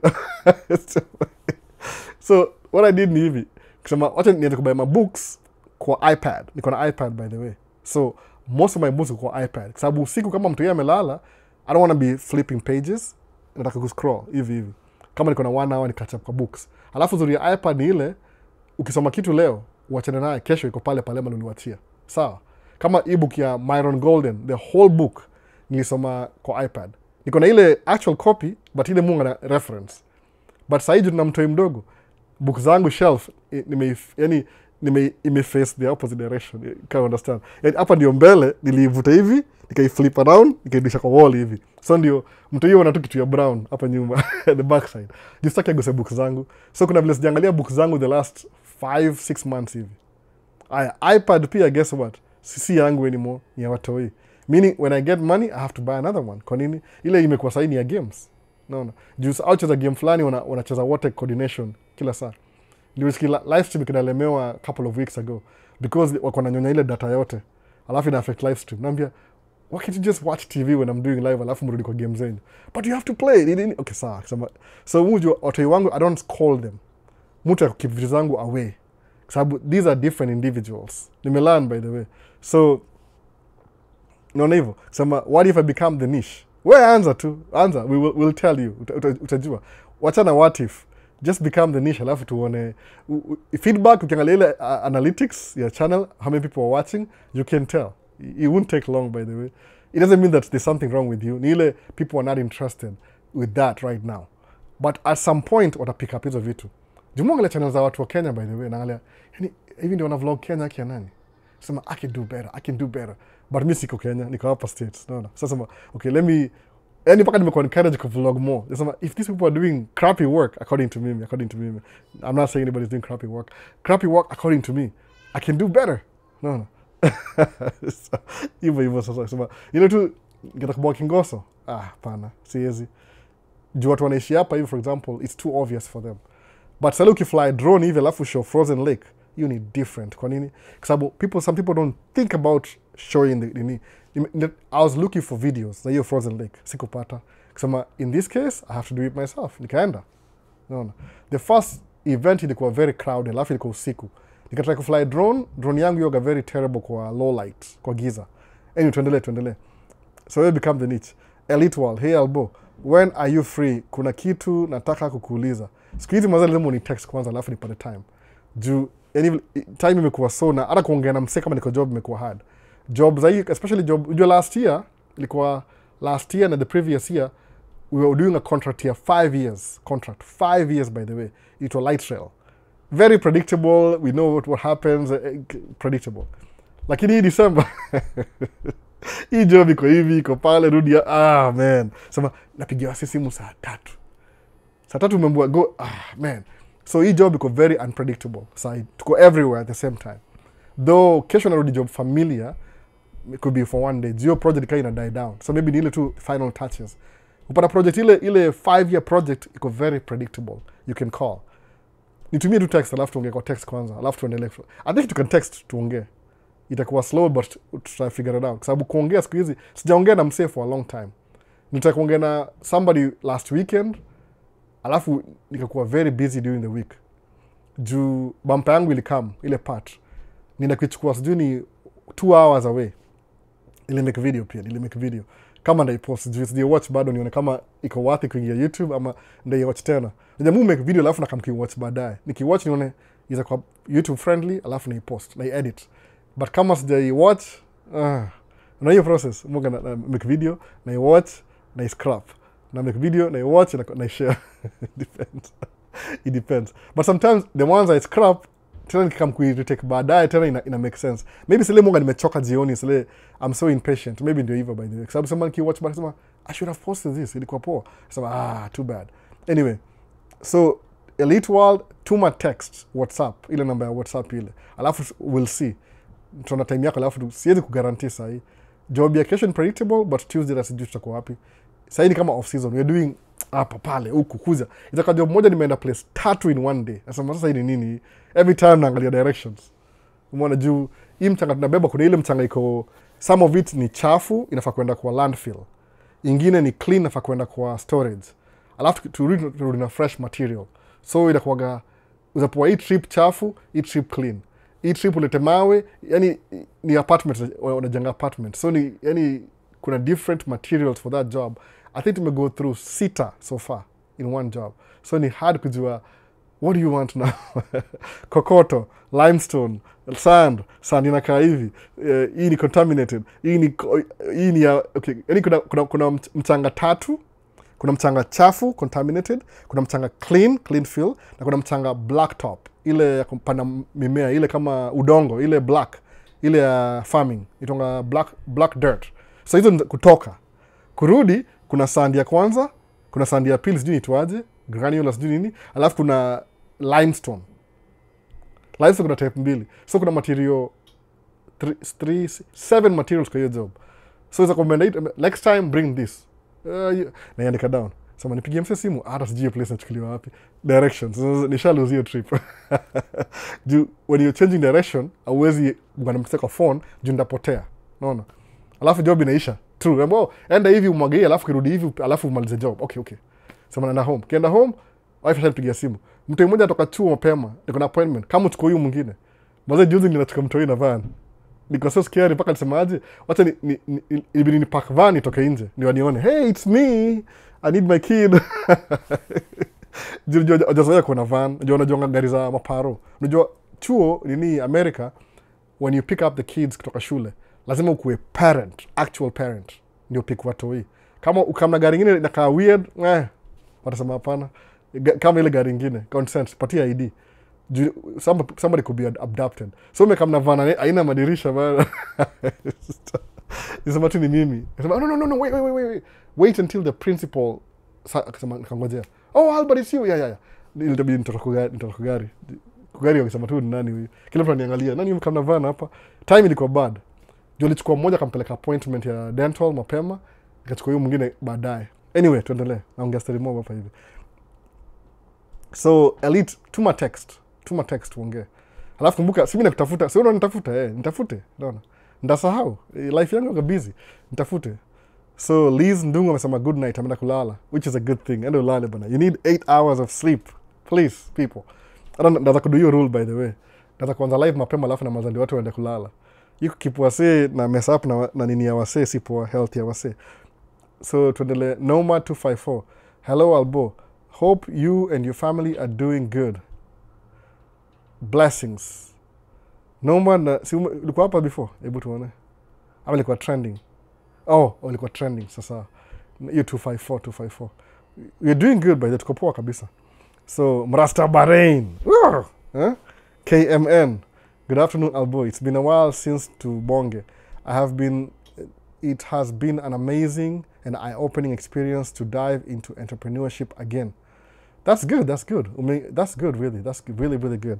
I don't know what that means, but utaniambia tu baadaye. No. Wyclef Ottawa. Nimesema poa. Albo vipi? Niko poa kabisa. So Mrasa Barira ameendelea hapa sema nini? Nilikuwa nafikiria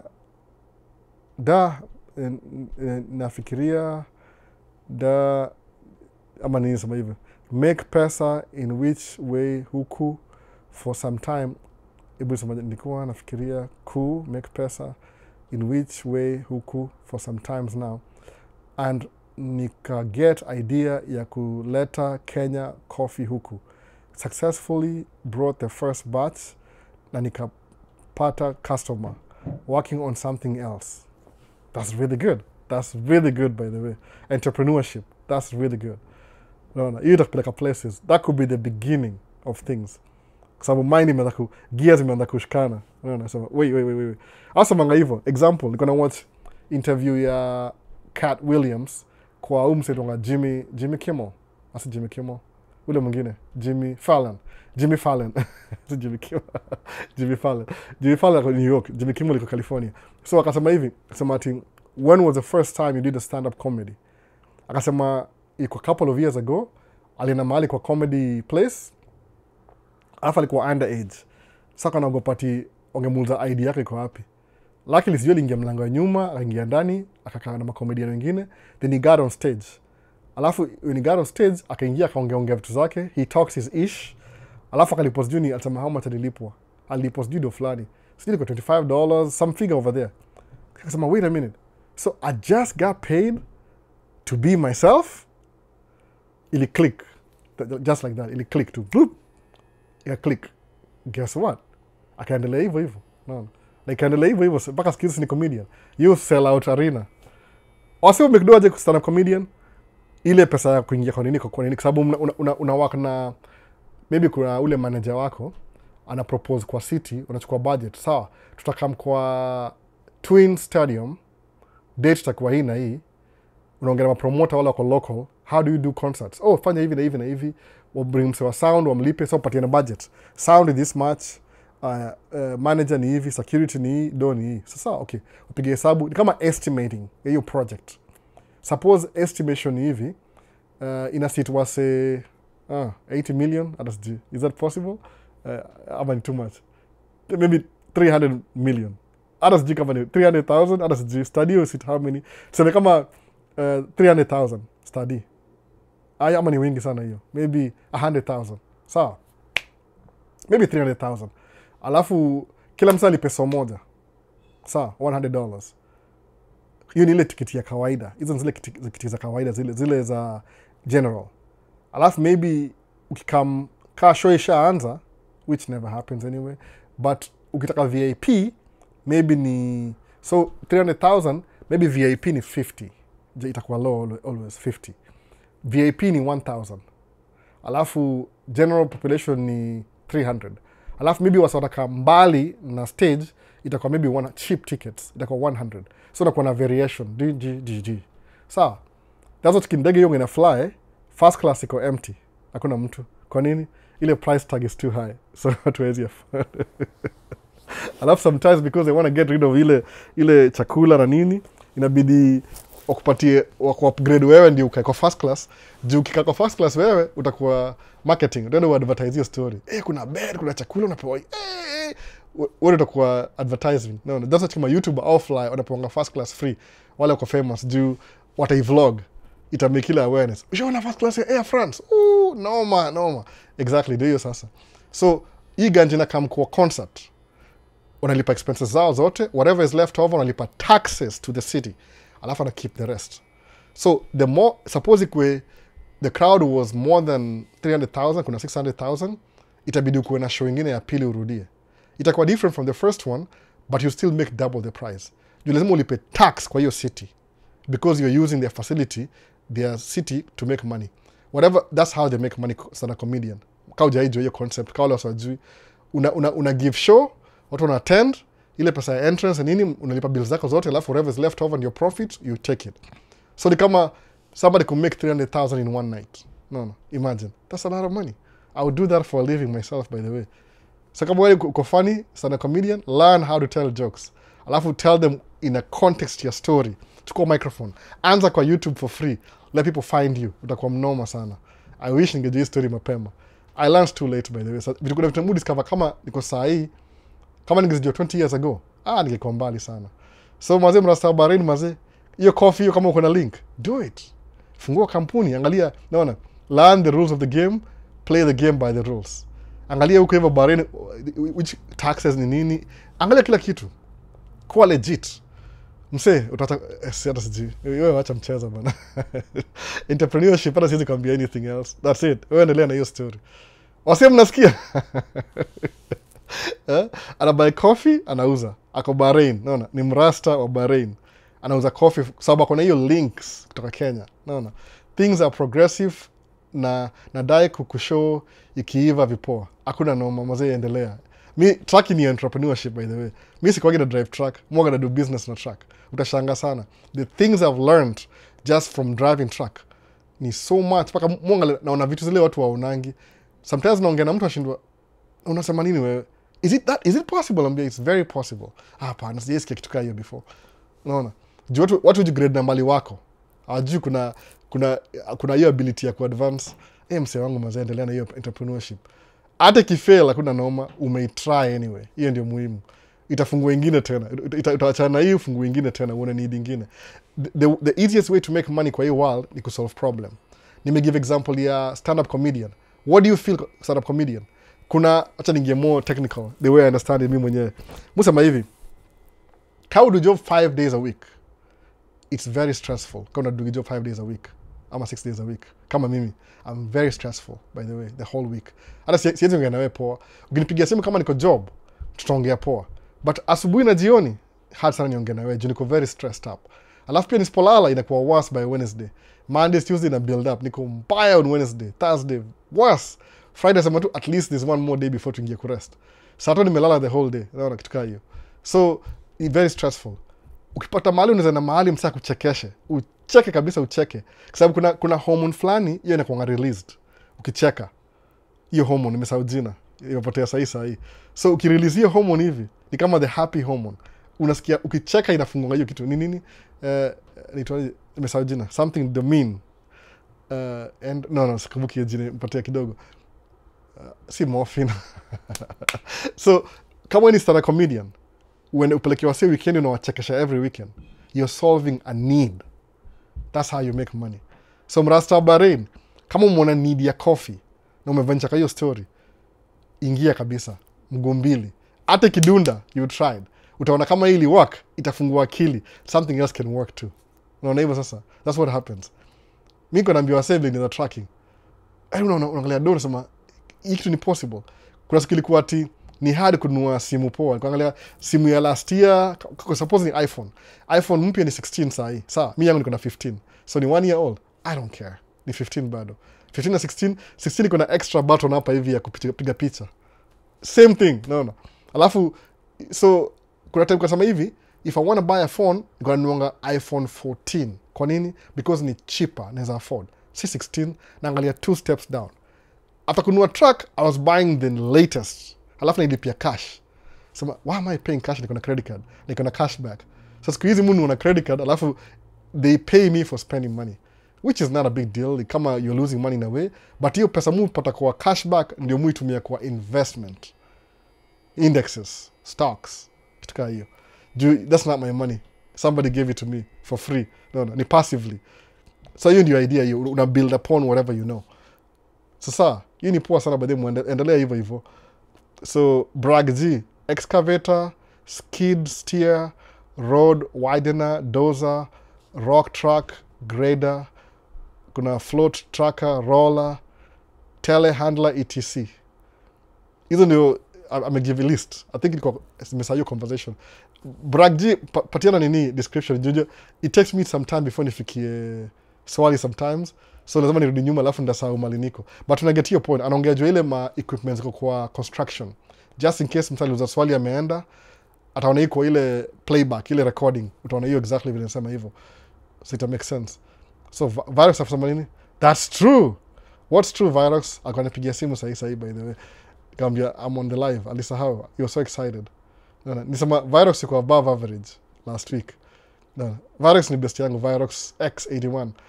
Ako maeneo ya Dallas Fort Worth, Texas. Ako anaishi hapa Katuhepa. Asema it's too cold. Naona. Tani wati hapo ndaongea story mob. Ojuang Tobias. Diaji albo. Man, general knowledge like what is the main relationship between US and Israel? And on your opinion, why did they assassinate JFK like the main reason?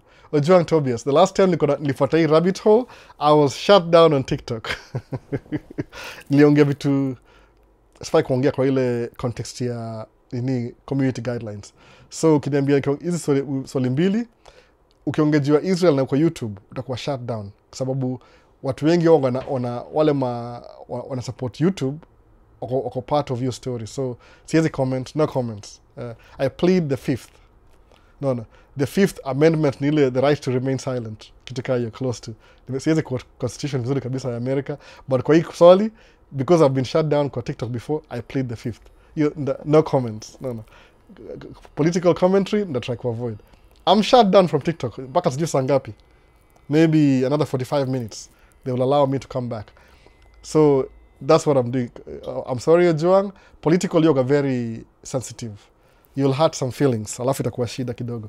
So X Shorts, I agree with you, Albo. Faceless YouTube channels, you have to keep up with the trendy topics to survive in the game. I ran this channel as a faceless channel for 190k subscribers, and I agree with you. Namesema ukweli kabisa, X Shorts. Mona, it's a trending thing. See evergreen. Meaning, ni kama any, wacha kupatia example ni hivi. The best idea kwa business ni kama wewe ni founder, ni step away from the founder role, alafu wachie wasingine wa run. Example, Bill Gates. Alikuwa Microsoft, he stepped down from CEO. Yeye ni kama tu part of the board anymore. Maybe akona majority, I don't think akona majority shareholder. Company imegrow sana by the way. Hata yeye tu ni insignificant kwa hiyo kampuni anyway. But akona ile stake anaweza ongea kwa sababu yeye ni founder. The best job kwa hii dunia kwa sababu life is short ni kuanza kitu alafu inakuwa na autopilot alafu you walk away. Ukidu ile faceless channel is like you're an employee to your channel. You can't step away alafu ikumekie do.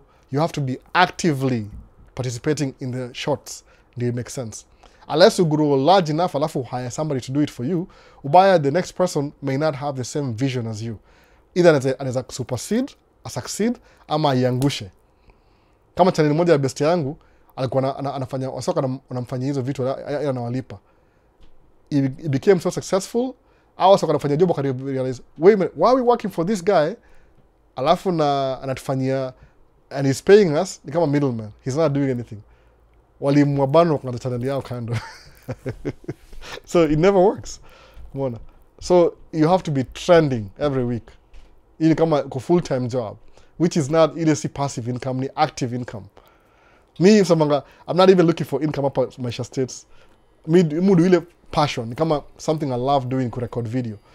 But the video zangu zote nishai make, unless delete by accident, niko nazo bado.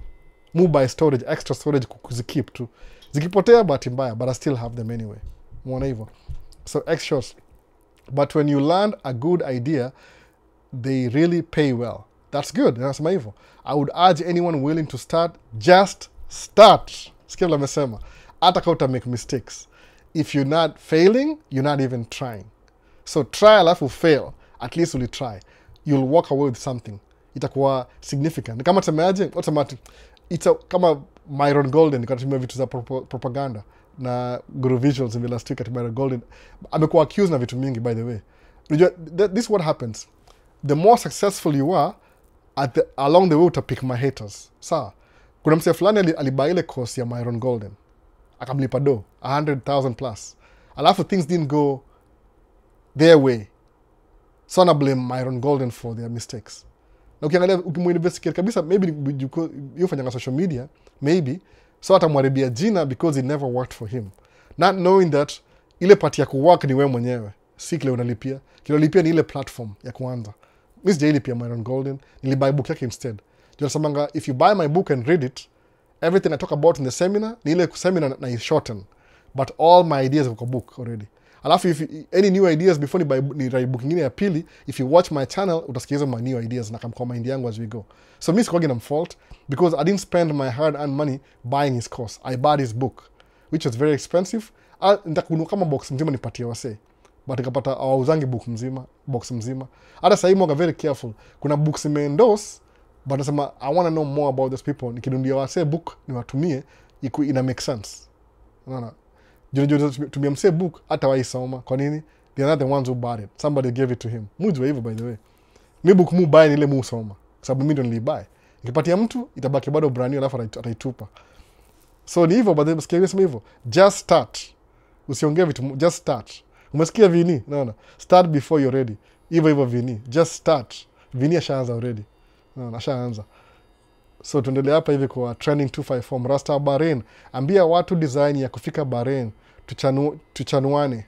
Atakwambia enda kwa channel yake, enda kwa Mrasta wa Bahrain TikTok. You post mostly TikTok. Enda huko hivyo utampata huko. Sometimes usiulize mse kwa live. Yuko na kuna machannel angalia kama sahi X Shorts. Sikujua kama X Shorts ni channel. Anasikiza kama amenyamaza tu. Na Saturday niko very curious. Na itafuta X Shorts. Nikaiwatch. Alafu stam criticize, ndio 7 criticize. Na itafuta nikaiwatch. So start before you're ready. So trending. Enda kwa TikTok utapata Mrasta wa Bahrain. Kuna video kadhaa huko hivyo. Alafu sometimes ile nobody has ever asked him that. So atajuaje kama mtu hajawahi muuliza? Mwambie alafu atakwambia. Muona hivyo sasa. So tuendelee. Labda sitaingia TikTok by the way. Bani naisha in 40 minutes. Sitaingia kwa too late. Labda ningia kidogo tu mwambie, ni aje nimerudi. So kaka Jamo, ni aje albo, long time, happy to be back. Karibu bwana, karibu sana kaka Jamo. So Nomad 254. Are those lakes man-made? No, they're not man-made. Minnesota iko hivyo by the way. Kuna so many water way. Ni hivi place ina freeze. Unajua hiyo ice ni maji. Ni maji by the way. Ni lakes. Ni kama Minnesota iko hivi, the best idea ni fly tafute wapi. Kuna angalia map ya Minnesota by the way. To the north tuko na Lake Superior, the largest freshwater lake in the world. Lake Victoria number 2. So Lake Superior somewhat hiyo maji ndio flow kwa Mississippi. Somewhat. Kuna ma tributaries. Bona sasa Lake Superior. But ukiangalia Lake Superior ni kama ocean in a way. So you freeze pia Lake Superior. So hii land kama very swampy. Hata miti famous ya Minnesota ni pine trees. Zile mrefu zile za winter zile. Adaptation ya weather. Sawa. Kuna other trees pia hizo shed leaves. So usikia Minnesota timber wolves. Timber wolves is an actual wolf. Inaishi kwa timber. Yani timber ni mbao, ile mbao, timber wolves. So ile wolf inajificha kwa forest. North of Minnesota kuna so many forests. That's kuna ile legend fulani ituangaje kau JSK jina Minnesota ituangaje. Nimesahau jina yake nikiongea. Man, Lumberjack. Itongana ni jina yake ipotea. I had the name alafu ipotea immediately. Some ituangaje? Blue Ox and nimesahau jina yake. Ni look up. Actually it's Blue Ox. Tiko TikTok. Moga nini? Blue Ox. And sasa. Ndio hiyo. Paul Bunyan. No, itonga Paul Bunyan. Paul Bunyan and a Blue Ox. Akona ngazi. Ni kama a mystical creature. Itonga Paul Bunyan. Nishamekia video before. Bule bro alikuwa hapa hivi kama 1 month old. Nda ama ni drive huko tena. Tutaona tu.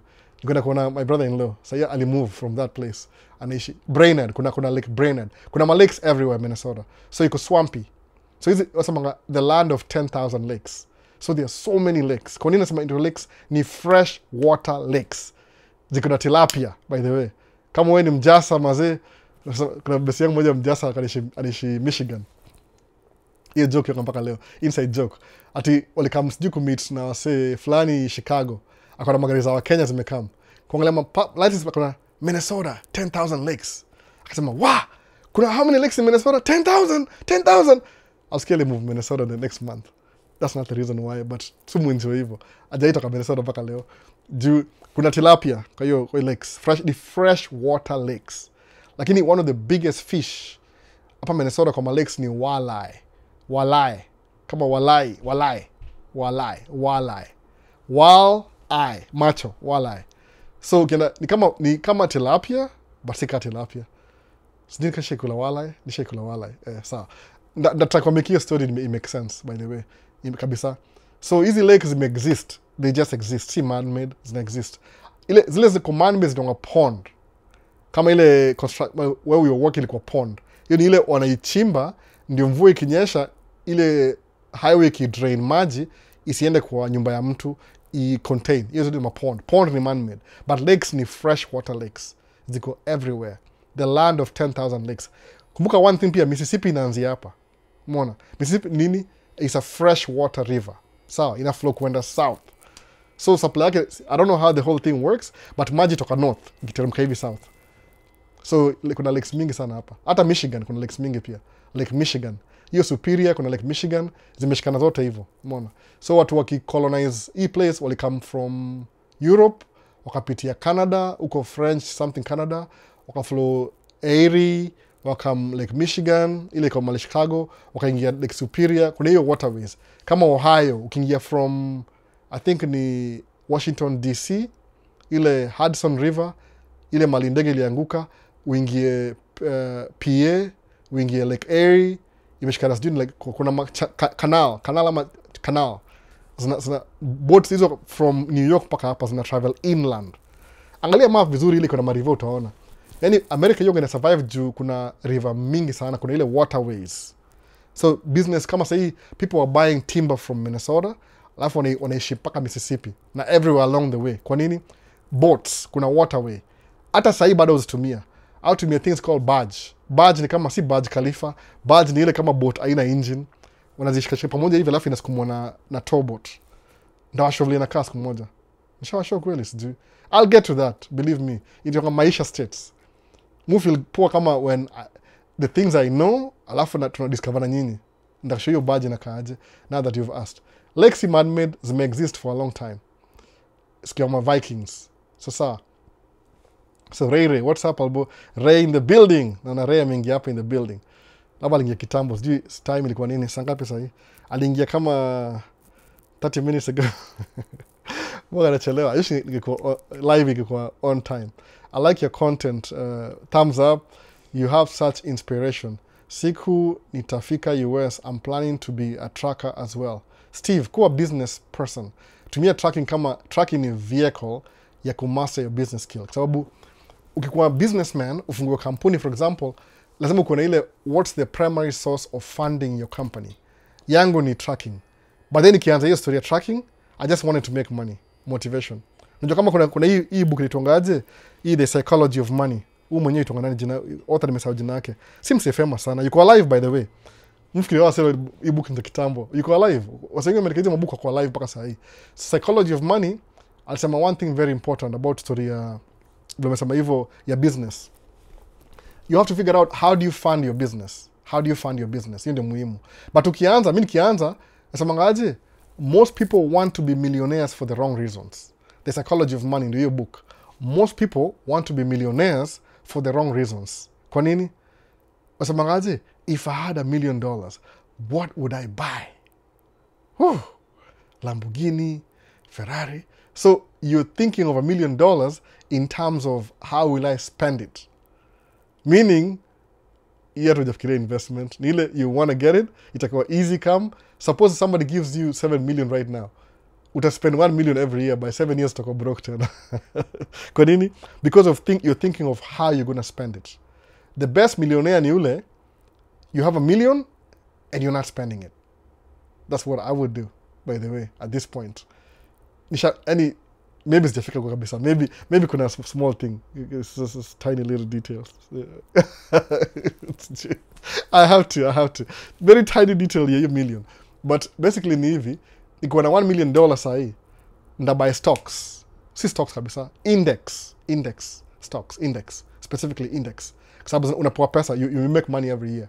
Alafu, kwa bank, niongea kitu last week, discover one more thing by the way. I'm so sorry guys. I'm learning things every day too.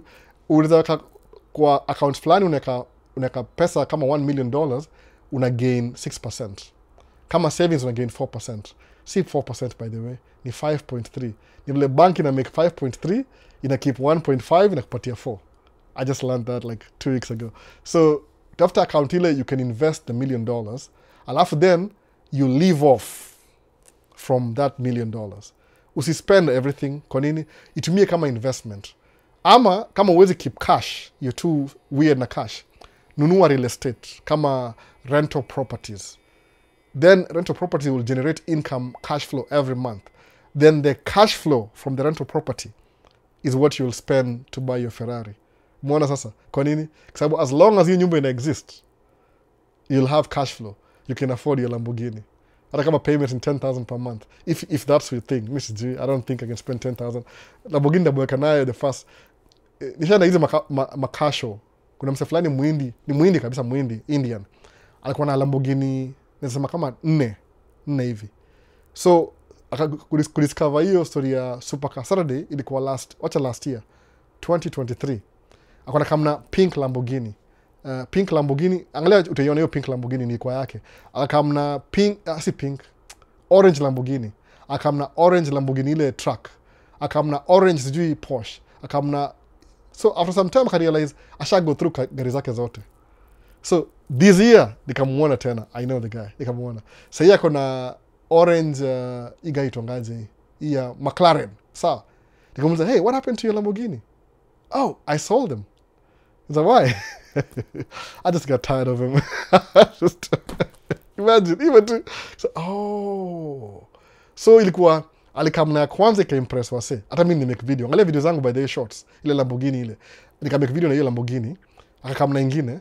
Sometimes alikamna best yake kidrive hiyo moja ku show off. After some time akachoka na ku show off. So siku hizi kamna show, siku hizi kamna vintage cars. Yana magari mingi by the way. Ana magari mob. Ni muhindi. Muhindi, I think ni software something. By the way, wasa wadosi wengi wa Hindi. Sitiko najua hivyo. Wa India. Ma software development.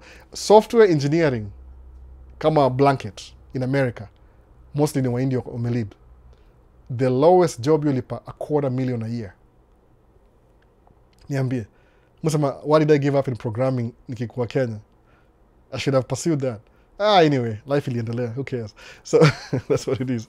So, angalia in terms of, Steve, in terms of business. Sabu, even if you don't know how business works, ukianza tracking, you start making more money, alafu go one season, I think, if your head is screwed right, ile, hauna story mob za kusumbua kichwa, utaanza kuona hii ni business. It's not really tracking, it's a business. Alafu itabidi sawa ujifundishe, self-taught, how to run a business successfully. Alafu itafungua another avenue. Alafu your personal skills, Steve, zile you've never tapped before, zitafunguka. Then utaanza kudu vitu zile, naumse. Angalia mrasta Bahrain, anauza coffee. I think he always had this thing in his head. Ni ile tu, akupata opportunity ya kuexploit. Wase, brain yenye ni kubwa kuliko any computer in the world. Usishangae sana. Whatever, ile environment yako ina kuinfluence in certain ways, ujalan kutap into your resources, utashanga. No. It's always the one thing ina kuset aside. No. You can be having, you'll fail 99 times. One thing itakutoka nini kwa hiyo shida yote hiyo. It's always the one thing. So, usiogope kufail, you'll fail 99 times. But you only need one time to succeed. Na hivyo. Na ni ukiangalia kama example ya basketball, kama tuseme Kobe Bryant, the shots he missed ni more than the shots he made, by the way. Kwa sababu from his career yote, na ungejua Kobe Bryant juu tu mamba mentality. Before, najua kuna shida ya kucheat on his wife, but hiyo ni story nyingine. You don't discuss that anymore. Hiyo ni story yake hiyo. Hata Bill Clinton was one of the best presidents in America. Pia alikuwa na story yake saga na Monica Lewinsky. So hizo ni personal. We don't care about that. Ile lazima msema ile kuna demo moja kananiingilia ati ni aje albo mambo za LGBTQ. I don't care about your personal life. Tuongee ile the general aspect. Ile somebody can learn from it. Umeona? Bill Clinton alikuwa the best president in America. Alimaliza government without a deficit. Alipay off deni yote ya America. Na alicreate jobs. Okay, incoming Bush. Akaribu everything in 8 years. Obama kama kataka kuirebuild, haikuenda kwa demo ikam kwa Trump. Tena karibu everything. Sasa mimi navotia Trump juu economy. Do you make $400,000 a year? No, I don't. Then you don't need a Republican president. If you make less than $400,000, you don't need a Republican president. But if you make over $400,000 a year, then you need a Republican in office because you'll be a millionaire within 4 years. But if you're less than that, vote a Democrat. Or a create employment. Or shut down the Department of Education. Understand hivyo. Kama mjui hizi vitu, I don't know what to do. I don't know how to help you. Na si politics by the way. Ni ile tu trivia. So, rich people wanna prefer Trump. Poor people, una pretend una prefer Trump. I'm so sorry. It's gonna hurt you. It's gonna hurt your feelings. Especially Sai. He has no Fs to give. Kwa sababu najua technically, unless we change rules, he's only for one term. Hii ni kama ile lame duck. alikuwa president the first time, alikuwa scared. Sasa all the dreams alikuwa nafikiria afanye second time, lose last time juu ya Biden. That's why you're so bitter. So sasa amerudi sasa atafanya everything he ever wanted ndiye atoke. Amekile impact yake. So aja kama hapo kumbekatia ati the small man, please. He doesn't care. Kabisa. Mimi naambia ini yake kwanza ilikuwa transfer of wealth. Alitaka transfer wealth yake to his kids bila kulipa ile estate tax. Ama ile inaitwangaje ile nyingine, ile bado ina exist ile capital gains tax. Sijui mnajua what that means. It is like too technical. Tuendelee, naongea juu ya business, juu ya Steve Omen hapa hivi, si ya business. So, Kim Langat. Finally today I get a chance to watch one of my mentors. Mini mentor wako? I'm so sorry. You give me too much pressure. I was in the Paul's Deliverance at shows last week and the temperature was cold. Anyway, I'm glad to watch the live albo. I was in St. Paul delivering. Oh, okay, nimekumbuka. St. Paul last week. Temperature was cold. So every time I Minneapolis nimekumbuka. I should meet this guy. No. Wacha mambo ya over the road kuja kutembea. Sijui kama namba yako ya simu. Tuweza meet mahali. No. Moses Ogandi. Albo, ebu niambie hivi live ni siku gani na guy na pia ni saa ngapi? Moses Ogandi. Angalia kwa description ya video. Live ni mufanya Sunday. Time ya Kenya ni hapa hivi nimeanza 12 p.m. Muanza either 11 p.m. or 12 p.m. depending na season gani inaendelea. Hiyo ndio actual time nafaa kuanza. 11, 12. So leo nimeanza 12 on almost 12 on the dot I think. Nimeanza 20 niko na try nisahau kwa audio ilikuwa off kidogo. But muanza 12 Central State Time which is hesabu 8 hours Kenya. Itakuwa 8 p.m. Ama kama ni winter ni 11 itakuwa 8 p.m. Nikichelewa hiyo tu ni ile technical difficulty. But ni Sunday evening. Mu prefer kuanza 7 Kenyan time, but ile 7 itakuwa too early. Lazima ni make sure watu yoko na dishi. So muanza kama 8 to 9 to 10 hivi at least 2 hours. Nifanye malize watu waende kulala. Unaona? So ni Sunday evening, basically Sunday evening. Ndio hiyo tu. You know the best time to make poll 2 years ago kasema the best time ya live ni Sunday evening. So see hata 6 ni too early. Do people are commuting to their house. So between 7 na 8 ndio the best time juu wasome relax. Hiyo ndio time ya live. Uli comments ngapi Moses? Niko 148. Oh my goodness, niko mbali na ma comments ni aje. But nafika mwisho, I think so. Oh karibu. Labda ziongezeke. So ni Sunday evening basically. Moses Ogani. Kama utawachi kitu, kama baadaye. Mu understand, live ni refu. Kim from Poland, Edwin Kim. Hapa, long time but hope you're doing great. Niko poa kabisa. Kim still make video bana. Miss the hiyo na Poland bana. No. I wish niko na travel. Nikichukua tu ndege niende Poland, nishuke nitafute Kim, alafu nimkatie for 2 weeks to make video na yeye. No. Jumi sijaenda na Poland. I would love to. But lazima niko na connection ndio niende ita make sense. Make video bana. Hata ile nani kama ya John Daniels. Tembea tu kwa streets. Ita pick traction by the way. People will appreciate it later. Kama channel yako igrow ni ile tu threshold. Nini algorithm is trying to figure out what your content is all about. That's what it is. No. So, I would love to, by the way. I would love to. Ni aje albo, zile vitu ulikuwa una ngoja za track kutoka Canada. Zilifika by the way. Ni ile sahi hata si important juu ni kitu ya cold weather. Sahi tume warm up. So I don't even need the thing. Hata sija install bado. Niko nayo kwa gari bado. Katube fulani hivi kakufungua gate ingine iko electronic. Besi yako kana manual. Nimwambia mimi ndatoa hiyo electronic ni manual. Na ni inconvenience bure. No. But it's okay. It was too cold anyway. Hata sitaki do job anymore kwa cold. So dopamine hormone. Dopamine. Keep like man. Sikia nisema I knew it. Dopamine. Ukicheka unachukua the happy hormone dopamine. Ukivuta inakuwa dopamine. Okay, basi hiyo yote hiyo. Ina relax. Dopamine hits, no. Hiyo ndio fanya sana doing vitu crazy by the way. Unapata somebody is very poor but like invest ananunua sigara anavuta ama anakulewa analewa. Kwa nini? Ina increase ile dopamine. It makes them feel good. Wanasahau ile stress ya maisha just for a few moments. No. That's why si blame wase. Sababu unapata kama hapa US the people who own zile lottery tickets the most are the ones who make the least amount of money. Kwa nini? they need a dopamine hit ndio wasikie poa, at least asikie tu poa for 1 more minute. So mimi dopamine nini yangu ni hivi, dopamine yangu yoga hivi, when I go out there alafu na record video alafu na record tu ile random kwa sababu niko na hiyo formula kwa kichwa, then nakuja home nimechoka, si watch. When I'm watching back that video musema maze ilikuwa better than, yani mtu kuji up from the last one. Watch video zangu before I post, by the way. Musema mkiona nimepost video YouTube nimewatch kama 4 times minimum, 4 minimum. So hiyo ndio dopamine hit yangu when I watch, oh man, this will so, oh look at that video, oh my goodness. Kwa unajua kama ni drone screen yake ni ndogo sana, kuna details auoni vizuri. By the way, screen yangu ya computer ni kubwa, niko na kama 32 inch, kubwa sana. Anaweza tumia TV nikitaka, ndio ile unaona details zile. So nikiwatch ile playback ni mu appreciate hiyo video sana. Juu kama niko nimeweka moja ya kufly Minneapolis, niko na details, I was so impressed. Kwa sababu nitembea kwa hiyo lake kama iko frozen, it was Lake of the Isles. Why do they call it Lake of the Isles? Kufly drone ka realize iko na island ndani ya lake. Ika click, I felt so good. Niko na dopamine hit for 3 seconds. Skepo. Anyway, Staki more gonna act as again. I can act, a very, very good actor. I think so. That's what I tell myself. But I doubt it. To the insecurities. But ni hivyo, dopamine hit inasaidia una relax muscles. No. Usiblame wase kudu vitu kaa hizo. That's why they do it anyway. Tuendelee. Samuel Kamau. Aki Albo, nimeangalia bio yako na sipati email yako. Si bio, si kwa bio. Angalia description ya hii video. Description, hapo chini. Unaona YouTube video. Sijui kushowaje. Samuel alitoa hii comment kwa sangapi, hebu tuone.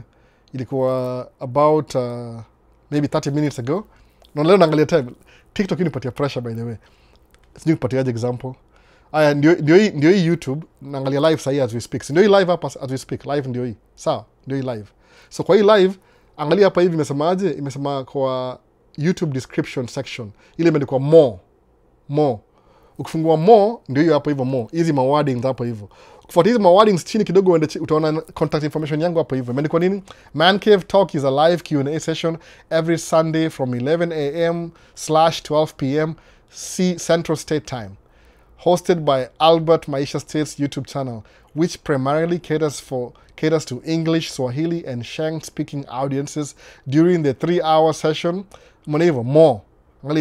3-hour session. Subscribers and followers can ask me anything and engage in real-time conversation with the host, which is me. Ama somebody else who let them bring konini. It's an interactive and enjoyable way to connect, share ideas, and get answers for your questions. Alafu hapa friends. Alafu kuna link ya No Pro Studios hapa hivyo. Alafu you can contact or reach me at email maishastates@gmail.com. WhatsApp ndio number. IG Maisha States. TikTok, Facebook. Iko hapo hivyo kwa nini? I'm not hiding it. Iko hapo hivyo, by the way. Nile tu pay attention to the details, you'll find it. Video description section. Sijui namaanisha nini, sijui translate Kiswahili, na translate kwa Kiswahili niseme kwa Kiswahili. Contact information. Alafu mu prefer hivi ni text kwanza, kwa sababu after hii live mi siishi kwa YouTube, I don't live here. Hapa mu kuja hapa once a week, by the way. This couch, hii leather seats couch, nilibuy very cheap, by the way. Ilikuwa very cheap. Napeleka kwa hiyo store, one day napeleka hiyo store. Na pretend I need new couches za upstairs. So nikitaka kubuy couch, hii nilibuy very cheap. See, relatively cheap. Ile price yake ile mark price nilibuy 70% off. Kwa nini? Iko na damage mahali, sijui kwa side gani. Yani iligwara mahali during shipping. So iko chini though. Kusema they can't sell it kama brand new. Ilikuwa display kwa store floor. So nikasema I just need some furniture kwa basement kwa man cave. Nikabuy hizi mbili. Ana nilipata moja kwa upstairs, I think. 1 2 3. Ilikuwa the whole set. Nilibuy. I was making videos nikibuy, but sikuwa na posting YouTube siku hiyo. So I have a video somewhere, lakini sijui iko wapi. So that's what description section ya video.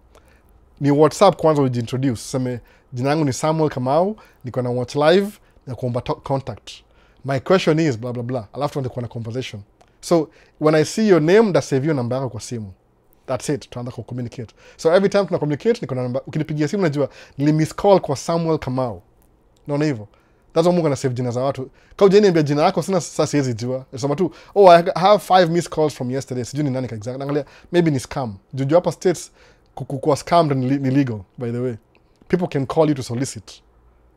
By the way, so simu is a ring, hata ujui na napigia simu soliciting. Kwa sababu marketing iko allowed. Ni kama anybody can call you, people can send you mail. Kama sahi munua ni mafuta yangu kwa gas station Malmu Park Truck. Ilibaiwa na new owner. So uko under company to Marathon. Juzi Marathon inasuggestia mimi inaniambia can you get a credit card ya mafuta fuel card in a Marathon, will give you a discount. Ubaya ile hawajui that system iko now in place already. Kwa sababu where were they when I needed a card? They were not there. So the problem is I won't give them any business kwa sababu system unless I need basis naichukua. So people can solicit because it's part of sales. That's why YouTube exists and ni free. It's free advertising. So if you Samuel Kamau ilikuwa half an hour ago. Ende wangalia description session here. Any video, I think the last one here, you will find my contact information. Simu ndio hii hapa hivi. Hii simu hii inanipigia simu. It's not my primary phone. Just sometimes when I need to focus, mu flip hivi upside down. Ndio sini interrupt kama na do job. Kwa sababu job ndio at the end of the day mimi ni small business owner, truck driver. Naona. Na familia, niko na mortgage, niko na watoto wako chuo, private school. So that's the most important thing sahi. YouTube ni kama part-time thing, which I love, by the way. If I had a choice, I would do this full-time. Kama money ain't a thing, I gotta do YouTube full-time. I gotta collab with big creators. Kama ina make sense. I don't know how big they are. Sababu YouTube, somebody is big this year, next year ko flat. Naona. So ndio hiyo basi. Sasa Samuel, ni text kwanza na jina yako, introduce. Hey, my name is... Because you probably see me, you feel like you know me, but kujiintroduce seme jina yangu ni Samuel Kamau, niko hapa na hapa na hapa, unanipatia context. Kama sasa tuliongea na mrasta wa Bahrain, na jina yake real ni nani, but ile mumu mrasta wa Bahrain jina channel yake, yani ile jina, hiyo si jina official, but tunajuana, naona, so communicate. So it feels good, by the way, real friends. So nitumie message alafu tuongee. It doesn't matter where you are, kama uko hapa tutaongea, tunakwambia. Mimi si ati ni complicated. Maybe nakaa nimevaa shati mpya. Hii shati iko very cheap, by the way. Ni Chicago Bulls, hapa ni Minnesota. What do you think? Itakuwa cheap? I think ni buy $15. Hata naweza tumia mtu, by the way, akitaka. Si sawa hilo. Acha nivae na iva kwa video tu, by the way. Si chafu, unaona itaka tu mpya. Hii Chicago Bulls natumia mtu. Maybe December natumana. I know somebody asikia poa. Juu ni memory ya Chicago Bulls nikikuwa young. Tuendelee vini. Are you hippo? Are there hippos in Minnesota? No, there's no hippos. Baridi. Kuna birds most of the time, you know, Canadian geese. Ni kama ducks hivi, lakini zinaitwa geese. So in the cold, hizo fly kwa group zina fly Mexico. Sababu Mexico iko warm. Mexico ni kama equator, around equator hivi, iko warm kidogo. Alafu in the summer zinarudi. Kama as we speak saizi zimeanza kurudi sahi. Nikiendaje sikia quack hizo ni ducks. Hata video ya jana niko na ducks, by the way. Hiyo video itakam in 2 weeks. They edit bado. But me watch kidogo. Iko poa sana. Ya lake. There's no hippos. Hippos takuwa maybe in terms of America, labda takuwa Amazon forest. Uko mid America huko. Uko Nicaragua, Colombia, uko chini huko. Hata si huko Brazil maybe. But hapa ni baridi, it's too cold for hippos. Labda kwa zoo. Kwa zoo watakuwa naye, but zoo iko heated. Naona iko heated kabisa. So Nelson Mungare, the cold water does not get warm if you jump late. The cold water does not get warm if you jump late. I don't know what that means. Ni quote. So ni tafsiria bana, ni understand. Context, please. Nelson Mungare, sika bado huko. Ilikuwa 2:07. Sasa naangalia time. Niko na TikTok, hiyo ni changanisha akili sana, multitasking. Na sasa nasikia poa, niko tu kwa channel moja. But nabonga na TikTok baadaye. So GSK, Paul Banyan or such. Yeah, ni Paul Banyan, jina lipotea. So labda ikaongea juu ya nini ile, hiyo ndio story ya Minnesota hapa hivi. Msako na axe ku chop down my trees. That's what most of the houses in America, they are made of wood. Sababu there's plenty of timber, especially Canada. Juu hii environment ya Minnesota ndiko more in Canada pia. So kuna so many trees za kuuza. Lamba hiyo toka Canada na train. Ndawameki hizo video, by the way. Wacha sama ifike. Na try kudu vitu different from truck driving. Very different this year. Itakuwa poa hivyo. at least this year ni kama resolution. It always works. So namrasa Vincent, they can not survive this baridi iko mob sana. Ya wapi yuko ya Bahrain? Kuna baridi Bahrain? Wanaongea. Oh, Hippo. Sasa wanaongea Hippo. Hello, Shama here from Qatar. Shama Katex. Karibu bwana. Paka naona hiyo picha. Naona. So next ni gani hapa hivi? Na Albo track second hand ni how much? It depends, by the way. It depends. Siwezi kuambia. It depends. Uzapata mzuri, uzapata mbaya. It depends. Iko na range. Unaweza sema ni 10,000 upate ulidanganywa ni piece of whatever. Alafu upate ni 40,000 na pia ni piece of. Upate 30,000 is the best track you'll ever buy. It depends, by the way. Do track second hand ama ile used, sita used hapa hivi. Inamaanisha hata hizi kwa second hand, ama ni third hand. Used ni ile somebody amedrive, kama sasa mimi nikuuzie track yangu. Nilibuy kwa mtu, nimeitumia for 2 years, nikuuzie wewe. Ni used. So it depends how well was I maintaining it. Did it cost me some money ama nilikuwa na run down tu, nilikuwa naitumia sitengenezi. So it depends on the maintenance record. Kama iko na good maintenance record, ita survive long. Kama iko na bad maintenance record, too bad. Itakusumbua kichwa sana. You'll be spending more money than you keep, than you make, maintaining it. Na hiyo ni game chafu sana hiyo. That's what I was when nikianza tracking. Nilianza na track moja mbaya, yani ilikuwa poa for 1 year. Nikidrive kama dere. Kuinunua hivi, after 6 months, ikaanza ku break down. Ili break down for the next, nilikuwa na 4 years. Ili break down for the next 4 years. Every season kuna issue na nini. Which nikuwa listed kama very unreliable na kampuni. When I bought a really good truck, used, nilimake dough mbaya. 2015. Ni buy your truck 2011. So 11, 12, 13, 14, 15. Ilikuwa one of the worst trucks I've ever had. Ka 4.5 years. Ilikufa August. 2015 ikanunua truck August. Hiyo August paka December, I made so much money that I've ever made before. Kwa nini? Because I wasn't paying anybody anything. But hiyo track mzee ndio ilifanya nikapata deni zangu zote. I paid off all my debt na hiyo track mzee. No, that's what happened. So, Brian Chege, today you ain't on TikTok. Nilibaniwa last week, by the way. It expire in maybe 46, 10 minutes. Nizaingia TikTok 10 minutes. 10 minutes too, by the way. Which is gonna be too late to nisha kuchoka already. Na kufix bumper yangu. So that's why. I was banned from TikTok for 1 week. Somebody aliniuliza swali clickbait ya politics, nikaongea. I said the wrong thing, wakani shut down community guidelines. Ninge contest kaona, I don't want to anyway. Mudu live once a week anyway, who cares? So, nikaachana naye, tuacha tu inini. So itaniharibia record kwenda in future. I don't know how that works. So, President amekuja hapa hivi, Alan, Bill Clinton, Ochieng Delano. We are right here. Na kuona kabisa, 22, ilikuwa 10 minutes ago. Na catch up na wase. Mimi naangalia time leo by the way. Ile comment likamsangapi. So, Alan, asemaje, God bless you Albo. Nashukuru sana by the way, nashukuru sana. Pia ubarikiwe. Nimeona, thanks, Samuel Kamau. Oh, ushaipata sasa. Iko hapo. See, it's always been there. Tafuta video ya 1 year ago utaipata bado. Unaona? Iko hapo hivyo. So, Rasta, like the live wase. Oh, like live. Hata nimesahau hiyo kitu. Musahau. I'm answering questions. Ukiclick hiyo ile like inasaidia engagement. Unaona?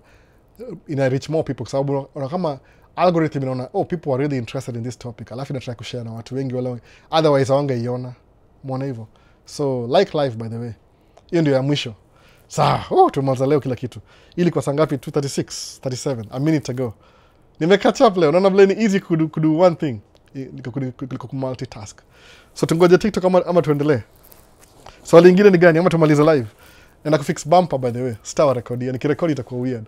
Juu moga I tried. Nikisema acha ni fix airbag, acha ni record. Unafanya camera record. Alafu naingia pale chini bolt moja inakata kufunguka. Alafu na cast nafanya nini na vuruga. I was recording. Alafu siwezi share. Juu ina repair si movie friendly, ni unpredictable. Kama nikitoa bumper, everything was good until bolt moja ikavunjika. Nili roll, so lazima nitoe. I don't have that time. Niko na freeze vibaya. Baridi. Sasa can I record? Siwezi pay attention. Unless somebody else can consider kurecord ingedo hivyo. So maybe the best thing ni kwa natafuta best yangu mechanic when he's fixing something, alafu mimi nimrecord. Juu naweza chukua clip alafu tuunganisha pamoja. Sawa. So tumaliza kila kitu sahi. Nini ingine tena? Tungoje TikTok. Unaona vile multitask ni shida. Sasa niko na swali kama 15 za TikTok hivi. Umeona? So ni 2:38, tumekuwa hapo for 2 hours 15 minutes. TikTok inafunguka in wasema 46. So in what? In itakuwa in a couple of minutes. Michael ameuliza swali moja hapa, nimeona ki update.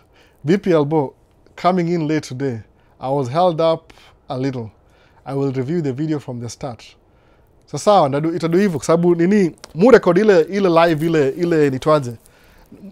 Nikiana ni watch live tena, jumui watch tena. Napata ile video quality. Okay, sound is kwa poa, natumia microphone hapa. I can do better by then na improve pia this year. Because the whole idea ilikuwa I wanted to use the equipment that I have. Kudunai kitu. So now that nimesha justify nimetumia hizi microphone, ndabai microphone nyingine poa, maybe ile wireless. Ile kuna niongee hivi directly. Wireless alafu na plug in kwa Rode. Niko naye? Sina. Lazima kwa very high quality. Ile kama ya conference hivi. Juzo ni kama transmission if kwa very high. Si 2.4 labda 5 point double. 2.4 4.8 kitu kama 5 point something. Itakuwa poa sana hivyo. Ina transmit at very high frequency. Alafu niko na iva hapa hivi, alafu ina transmit directly kwa wirelessly, itakuwa poa hivyo. Sasa nimevaa mawaya ni aje? DJI ndio imeficha hapa between Chicago Bulls, alafu lavalier ndio hii hapa. Hii ni ya backup recording. Unaona? Zoom. So iko hapa hivi. So like Albo imekuwa yes, ni WhatsApp. So TikTok inafaa kuanza na 6 minutes. Sasa watani allow, najaribu. So ilikuwa hivyo. So nimetry ku make video mobs naenda out. At least najaribu. Nataka keep up. One of my favorite lakes ni Lake Demarcus. So many activities will happen huko. So gonna marathon, 5K, boats, nini. So I'll give myself excuses for kudu vitu nikienda huko hivyo kila weekend. Mpaka to figure out how to make vlogs na kila kitu, unaona.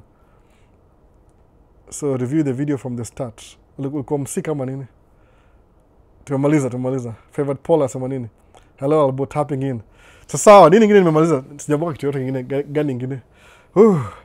TikTok nilibaniwa last week. Hiyo niko sema hivyo. Alafu na video moja ya usiku sijui kanda post. Nilikuwa na drive from Minneapolis hapa hivi mpaka Albert Lee. Albert Lee ni town moja iko south karibu na Iowa border kuchukua part. Yani hiyo ndio the only dealership ya Volvo ilikuwa na hiyo part. Walikuwa na sijui one in stock. Nikamwambia hata nilipia sahi. So I drove then nikachukua part. Alafu I was supposed to drive back, nikaona I've never really seen this city. Ile kama sina time. Mostly mu drive past Albert Lee. So this time nikasema wacha let me stop and smell the roses. Nikaenda one of their biggest karibu na downtown yao Main Street. Wako na lake moja ndogo hivi. Nikafly drone hiyo area, amphitheater, nini. Sijawatch hiyo video yote but hope video iko worth kupost. Nikadu the same thing, ile drone inanifuata. Ilikuwa evening. Siku drone kufuata wazee wasa wanachanganyikiwa. What are you doing? Watazoea anyway. So nika make video. So by time nakam ku drive back, nikapata niko na njaa, nikanunua dishi. Then I filmed myself driving usiku from Albert Lee mpaka Minneapolis, at least city limits. Alafu nika discover one thing na ilikuwaje DJI Action 5. Iko na night mode, siko najua. Kisema let me try this night mode. It's like I knew nikasahau sijui kwa nini. Kwa sababu kudu hiyo night mode, the video looks more clear. But sometimes mu make video ku experiment. Alafu inaenda kwa video inaenda kupost tena. Umeona sasa? So niko na drive too. It was an hour and something drive. Very boring video. Either they post kwa Maisha States ama kwa Alhal, depending. But mtaiona baadaye when I get to it. Sababu hiyo ilikuwa tu ile I was testing out the camera. Unajua ukianza kudrive, kama una drive gari, ukiset camera useme record. Ukitaka kustop lazima pull over on the side. It's safer to do that. Sababu accident you happen na microseconds. So kama una record kwa gari in the future, don't stop when the fiddle na camera. It's very unsafe. Pull over on the side alafu uanze. So by ile moga na do hivi, suppose I'm supposed to go somewhere. Mu press record. Alafu naenda mpaka nifike ndio mu stop. So kama kuna traffic, video is gonna be longer. So sometimes lazima ni keep ile engagement, I keep talking ndio ni cover hiyo traffic na kila kitu, which it makes me so exhausted. Unaona, mtu akwa show ile, kuna watu watakuwa labda barabara, kuna watu wanasema ati nikidrive kwa hizi ma streets it makes them feel like wako America, which is really good kwa sababu that's the whole idea. I wish I had something like that before nikuje, ningepata ile exposure nione this is how the streets look like, this is how the houses look like. Kuna house za 1960, kuna house za 1970s, kuna house za 1980s, 1990s, alafu 2000s, kuna house different. So house za 1960s ni mzee na ni ndogo, ziko na one car garage. Kwa sababu 1960 only the dad akwenda job, the mama kwa ka a homemaker. 1970s everybody aliingia kwa workforce, so pata kuna two car garage, kuna gari ya mama, gari ya baba. 2000s people have three car garage, kuna boat, kuna need. So ile how ya best yangu ile ni do house review ni kama ya 1990s hivi, so itakuwa na different amenities, ni kama ni trend. Nyumba mosi za mbao by the way. So mimi in my own junisha, kuna best yangu aitonga Hercules, ni realtor. Tuliongea siku moja, hiyo ana access na manyumba juu ni realtor. Realtor ni mtu yuza manyumba, realtor, real estate. So nikaongea naye kasema hivi, let's do this. To do collabo, when you have a empty house tour, ni kama kamera yangu, ni film hiyo empty house tour, alafu to share hiyo content.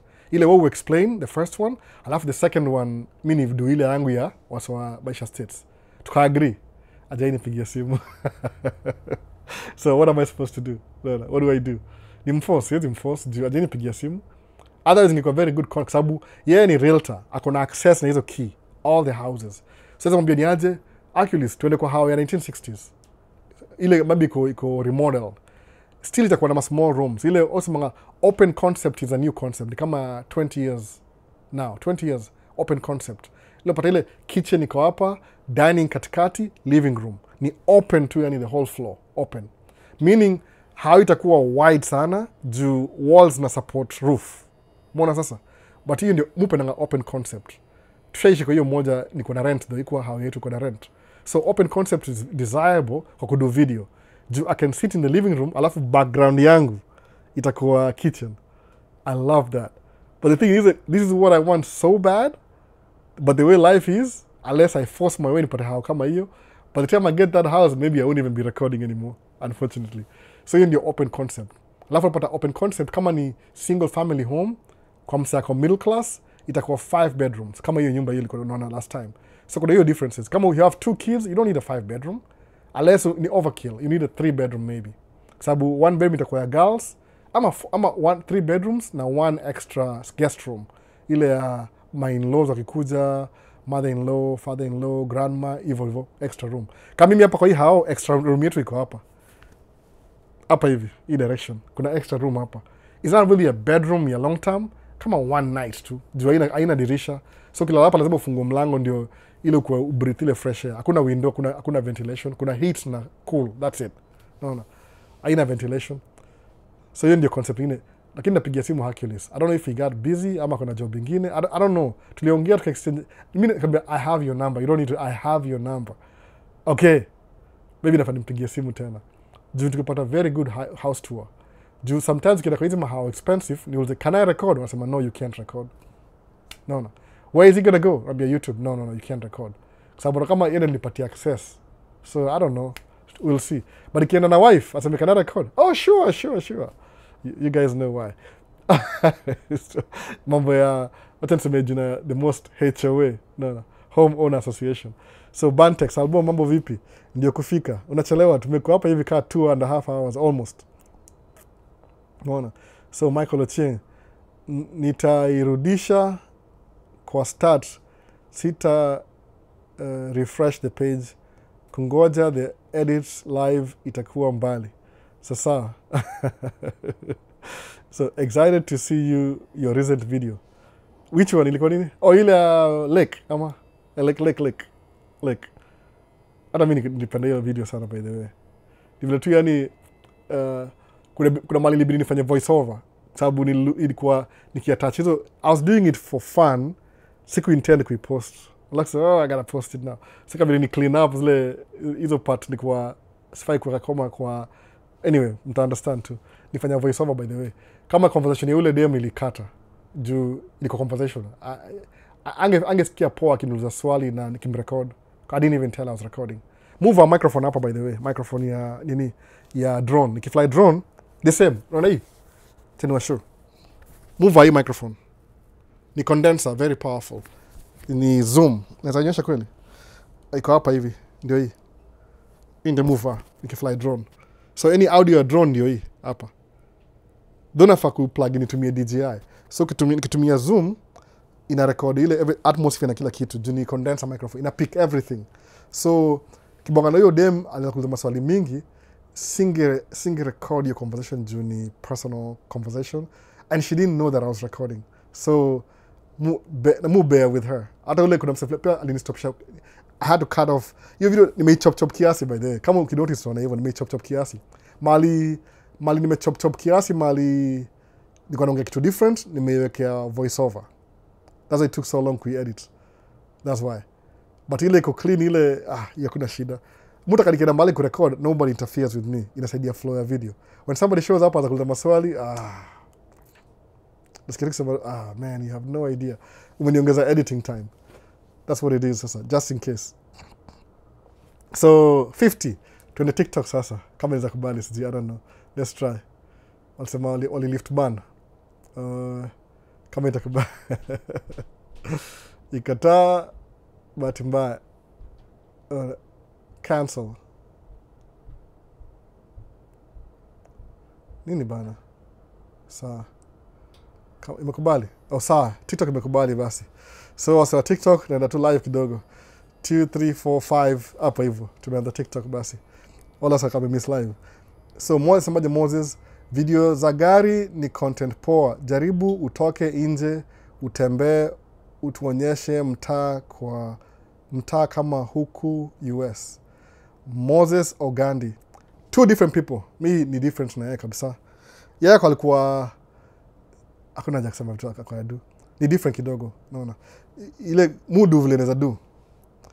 Naona si ati lazima Moses Ogandi labda ni mgeni. Mimi si full time YouTuber. Mufanya it has to be on my list. Kama weekend mwoga na kama a few hours watu hiyo wanacheza vitu zao, mimi naenda kufanya video. Alafu tuna meet pamoja na hao. Ni ile my kids don't like being on video kabisa, zero kabisa. So mwoga na do while they are playing, kama sasa tunaweza na mahali kwa park wacheze park, mimi nikudu video hapa alafu nirudi to join pamoja. That's what I do. Kile make za magari na weekday I'm making money. Naona. Alafu ile the way I make money Moses Ogandi kama wewe ni mgeni, that is the way mtu anza pesa kama Monday through Friday. YouTube isn't lipa hiyo do, unfortunately at this moment. I have to work hard YouTube before nifike hiyo status. But since niko na hiyo pesa already, I'm not so motivated to watch my bread and butter could do video which doesn't pay me any money. So naipatia a fraction of that. Naona. Lazima line up na schedule yangu. So video ya magari kama ile auto show itakam, naenda huko tena ndafanya hiyo auto show. Hiyo inakam hiyo by the way. But depending hope watu hiyo watakuwa wagonjwa. Moses, naelewa. Ile magari liko poa. Hata mimi muenda huko by the way. Kama last time nienda kwa auto show, nika record but I never posted anything. Kwa nini? Ilikuwa slow kiasi. It's not what I expected. Ilikuwa underwhelming in my conversation. But nikipata mtu mwingine kama tuko wawili na kwa more fun because mna interact. Sasa mmoja hata sijui natafuta mtu gani wa auto show. Unless nipate mtu huko tuanze kuinteract. Ya Ibra ilikuwa poa sababu ilikuwa Ibra can do things alafu mimi nimrecord. Unaona? Mimi I didn't have to be on the camera. That's what. But in the auto show iko April next month. Tuko nini? Tuko March. Iko next month. Towards the end, 27th. Next week kuna ile bike show. Ile last year nienda bike show next week. So na try kwenda bike show next week. Na try. Hopefully everything works out. Hakuna mtu mgonjwa kwa nyumba. Schedule though. Ile bike show inakuja. So finally Albo tumerudi tukuone huku na YouTube. Oh, nilikuwa banned TikTok by the way last week. That's why. Kawa sa TikTok wanasema hivyo. So that's why Moses. But hiyo gari nakupeleka. Wewe niambie ifanya hivi nitumie tu ideas. Nisaidia. But siwezi kuwa na vlog ile on a daily basis kama Ibra. Ibra kianza kwa full time. I think akona na do jobs sijui ilikuwa PM ama usiku. So ilikuwa mchana anaweza do video mchana alafu na do job usiku. So mimi job yetu ni mchana, we work during the day. Hata sipendangi usiku. I tried usiku, iliniumiza usingizi sana. I gained 10 pounds just working at night. Siku nalala. Sasa so mazee TikTok mazee tumechelewa leo. Na kumaliza na wind up. Nilikuwa banned last week, niongea word fulani nilikuwa against community guidelines or something, what they call them, community. Ilikuwa a little bit more offensive. So because nimefika hapa hivi, acha tumalize video hapa hivi alafu tuendelea next week. Ama vipi wase? Ndadu TikTok baadaye ile nikikuwa stuck kwa band tena. Tuendelea TikTok next week. So maswali wasoka lala mapema leo. Saa ngapi sahi? Niko na job ya kudu na kufix bumper. Siwezi sijui naweza record hiyo kabisa. Sasa Moses, ndajaribu kuna bike show, motorbikes next week. Danny Smith show. Alafu kuna car show ni 2 weeks from now. Alafu maybe May ile kazi ile video za Supercar Saturdays zitaanza tena. So na zile okay, kuna vitu mob zitaanza. Weather kikuwa poa, sasa bado tuko a little bit cold, but tutakuwa how many degrees next week? I think 50 Fahrenheit ni ngapi Celsius? Ni teens, something teens, 15 or something, sijui. Tutakuwa 15 degrees, which kwa Nairobi ni cold, lakini kwa hapa Minnesota hiyo ni summer. So it's warming up from, this is the coldest weekend, alafu going forth, hopefully, tuta warm up ile spring weather officially. Actually inaanza kesho, lakini kesho itakuwa si weekend, I'm going to be working the whole day. Maybe mpaka 4:30, hiyo place nafungua 4:30. That's why. Tasa Moses, alafu asema nini? Alafu as you wind up, EP ambia Ibra asitusahau hivyo. Siwezi mwambia anything, unajua mimi hata sikogi na mimi spokesman wa Ibra. When he was doing video nimwambiaje, aliniambia anataka kuacha YouTube arudi TikTok full time. Nikamwambia Ibra sipo hivyo. There's people who depend on you work kwa channel. Understand hivyo. But ile kwa sha make up mind. I thought he was kidding. So every time nikamwambia come to do video kama niko na mvuta. Nikaona kama ajiski. Eventually akaslip away akawacha. So siku hizi hudu matito kadhaa, lakini sasa ubani ile by the time he comes back lazima change content yake kidogo juu itakuwa irrelevant. Kwa sababu unapata watu washa move on. Mostly hiyo happen hivyo. That's also manga hiyo nga temporary. History ya social media ni temporary. You're up, you're down. So unless you're making evergreen content, iko ile trending, utalose haraka sana. So wasema zenda maliza bana. Namaliza video hapa hivi. Na shughuli leo, na kufix bumper ya gari yangu. Niko job kesho. Na bolt kwa nini? Kwa track. Hiyo video ya bumper ndawashow maybe 3 weeks from today. Kwa sababu kuna video mob hapa in between. Mimi sinanga editor, mu edit mwenyewe. So it takes so long before nipate video ile. Video zangu ziko kama 2 to 3 weeks late saa zingine. Zingine, si zote zingine. Zile kama ziko na multi-camera nini. Alafu niko kwa busy. Nikipata time kidogo na sneak in na edit moja na post. Sasa wase, nashukuru sana YouTube na tatito kidogo tu, alafu nimalize. Wase, tumalize YouTube. Anything else? End session hapa.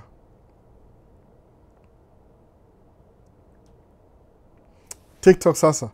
So, kama una swali TikTok uliza before niende. Nilikuwa hapa hivi couple of weeks ago nikabaniwa juu ya language. Nilikuwa nini hapa hivi? Accept my request.